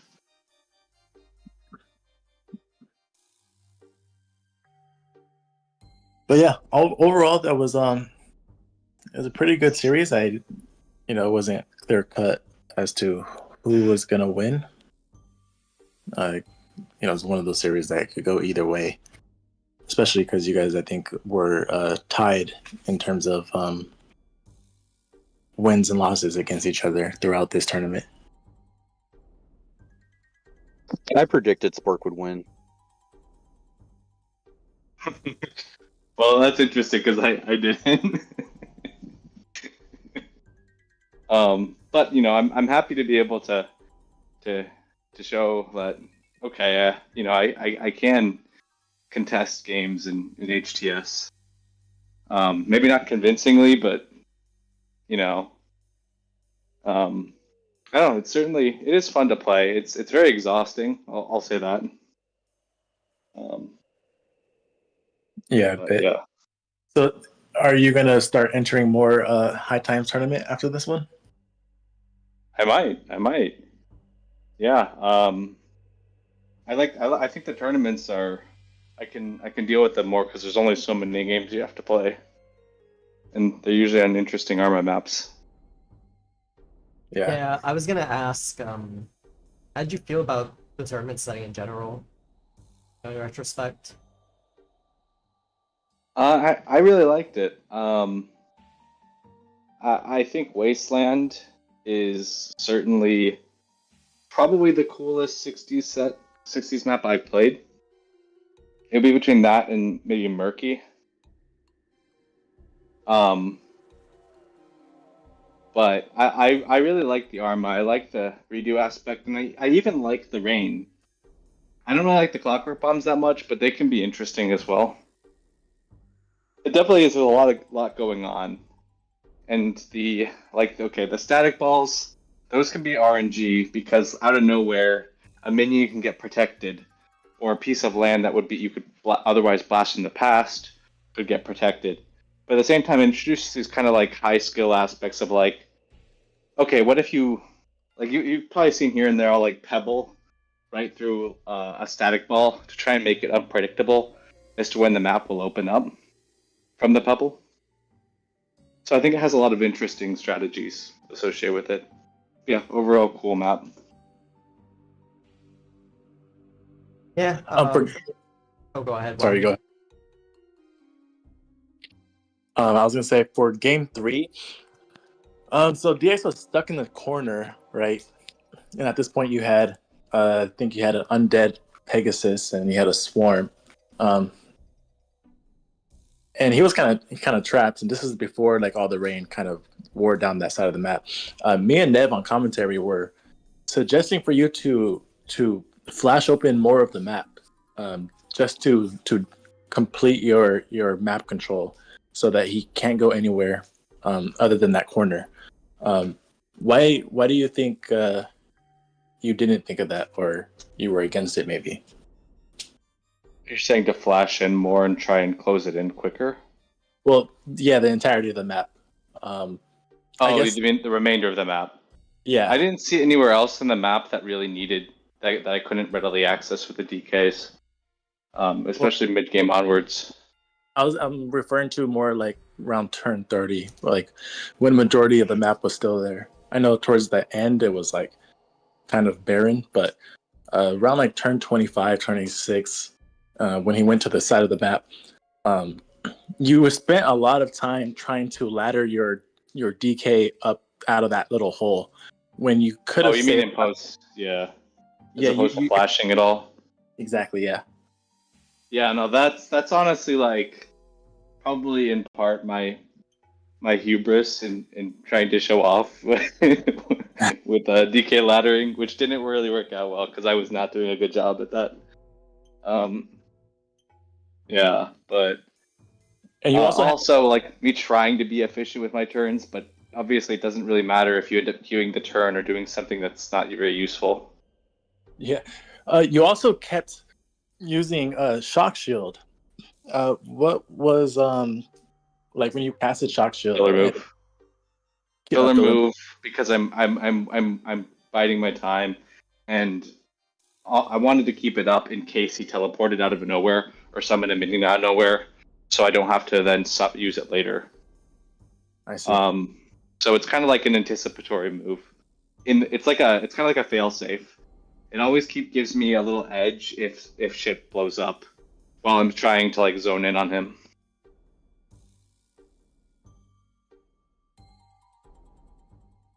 But yeah. Overall, I think my strategy there was probably more cautious than I need to be. But I'm playing against DX, and I'm not gonna underestimate him. I know he can do some crazy things in high time, so I was just trying to being overly cautious. Yeah, I think there was a lot of moments where you were perhaps paying too much respect to him when the reality of the situation is he kind of doesn't have much to do, especially when he like had no minions at all and he was just like stuck in the hole. I think, Yeah. yeah, but at the end of the day, it worked out for you, and congratulations on your two-peat. Oh, thank you. Yeah, and thanks for joining us for an interview. Unless you have well, if you have anything else, you have anything else you want to add? Or I guess Nev, one of if you have any further questions for Sport. Not really. Okay, go ahead. I think I already asked was if he was gonna be more participant, or I don't know, I said that, but Yeah. if he was gonna participate more in the Hype Times tournament scene. Yeah. And I definitely am interested in doing that. And I just wanted to say in closing here, really good games to everyone I played against, and I think everyone played really well. I'm always amazed at how skilled a lot of HCS players are, especially strategically, and still think I have a lot to learn. I actually have one last question. If you were to give the top 3 hardest matchups you had in this tournament, what would they be? Okay, yeah, sure. Well, DX is number 1. After that, qualifiers count, by the way. You can do qualifiers. Yeah, I'm trying to remember everyone who I played in the qualifier. I remember everyone I played after that was Union, JG Salem, the Machine, and I would say Union was probably the next hardest. Union, of course, is a very revered and HCS player, winner of the previous HCS tournaments. That's no surprise. And then JJ Salem and Machine both played really well. I'd probably say about equal there, but there was no game where I felt okay, this is going to be easy. Every game felt difficult. Okay, that's pretty good. Yeah, that's everything from me. Thank you guys for your time. Thank you for the series. Yep, thank you for coming in for your interview, and once again, congratulations. Thank you. Yep. I see ya. Yep, have a good night. See ya. On that note, I would like to give just a final shout out to Nev, 1v, and I will also shout out Wise Old Man and Union for coming on, all 4 of them for commentary and spending the whole night doing so. We appreciate your volunteer work, and yeah, on that note, we will be closing up. This will be the last match that'll be broadcast in the Season 23 tournament. I guess I can also plug myself, the host, Link7, if you want to follow me at those links. I don't believe I have links for any of the commentators except Wise Old Man. Yeah, and I definitely don't in the command. Perhaps in the future I'll have that sorted out, but yeah, thank you all for watching. It's been a great tournament. We hope you all enjoyed all the games that were broadcasted or not broadcasted if you were watching them in the lobby. And we'll be going on a small hiatus. There's a bit of a sort of awkward we're sort of in a bit of an awkward situation because we're anticipating a massive update soon. But at the same time, Pier's on vacations. We sort of don't have that much time to do another tournament before the update without it being midway through. So in that sense, it's a bit of an awkward thing. We might have mini tournaments such as the weekend series in the next coming weeks. So perhaps you can stay tuned to that. If you aren't If you aren't already, definitely keep an eye out on the competitive and casual tournaments channels in the Discord for all all the news for upcoming and current tournaments. But in the meantime, once again, thank you all for watching, and this has been our broadcast team. Have a good night, everyone.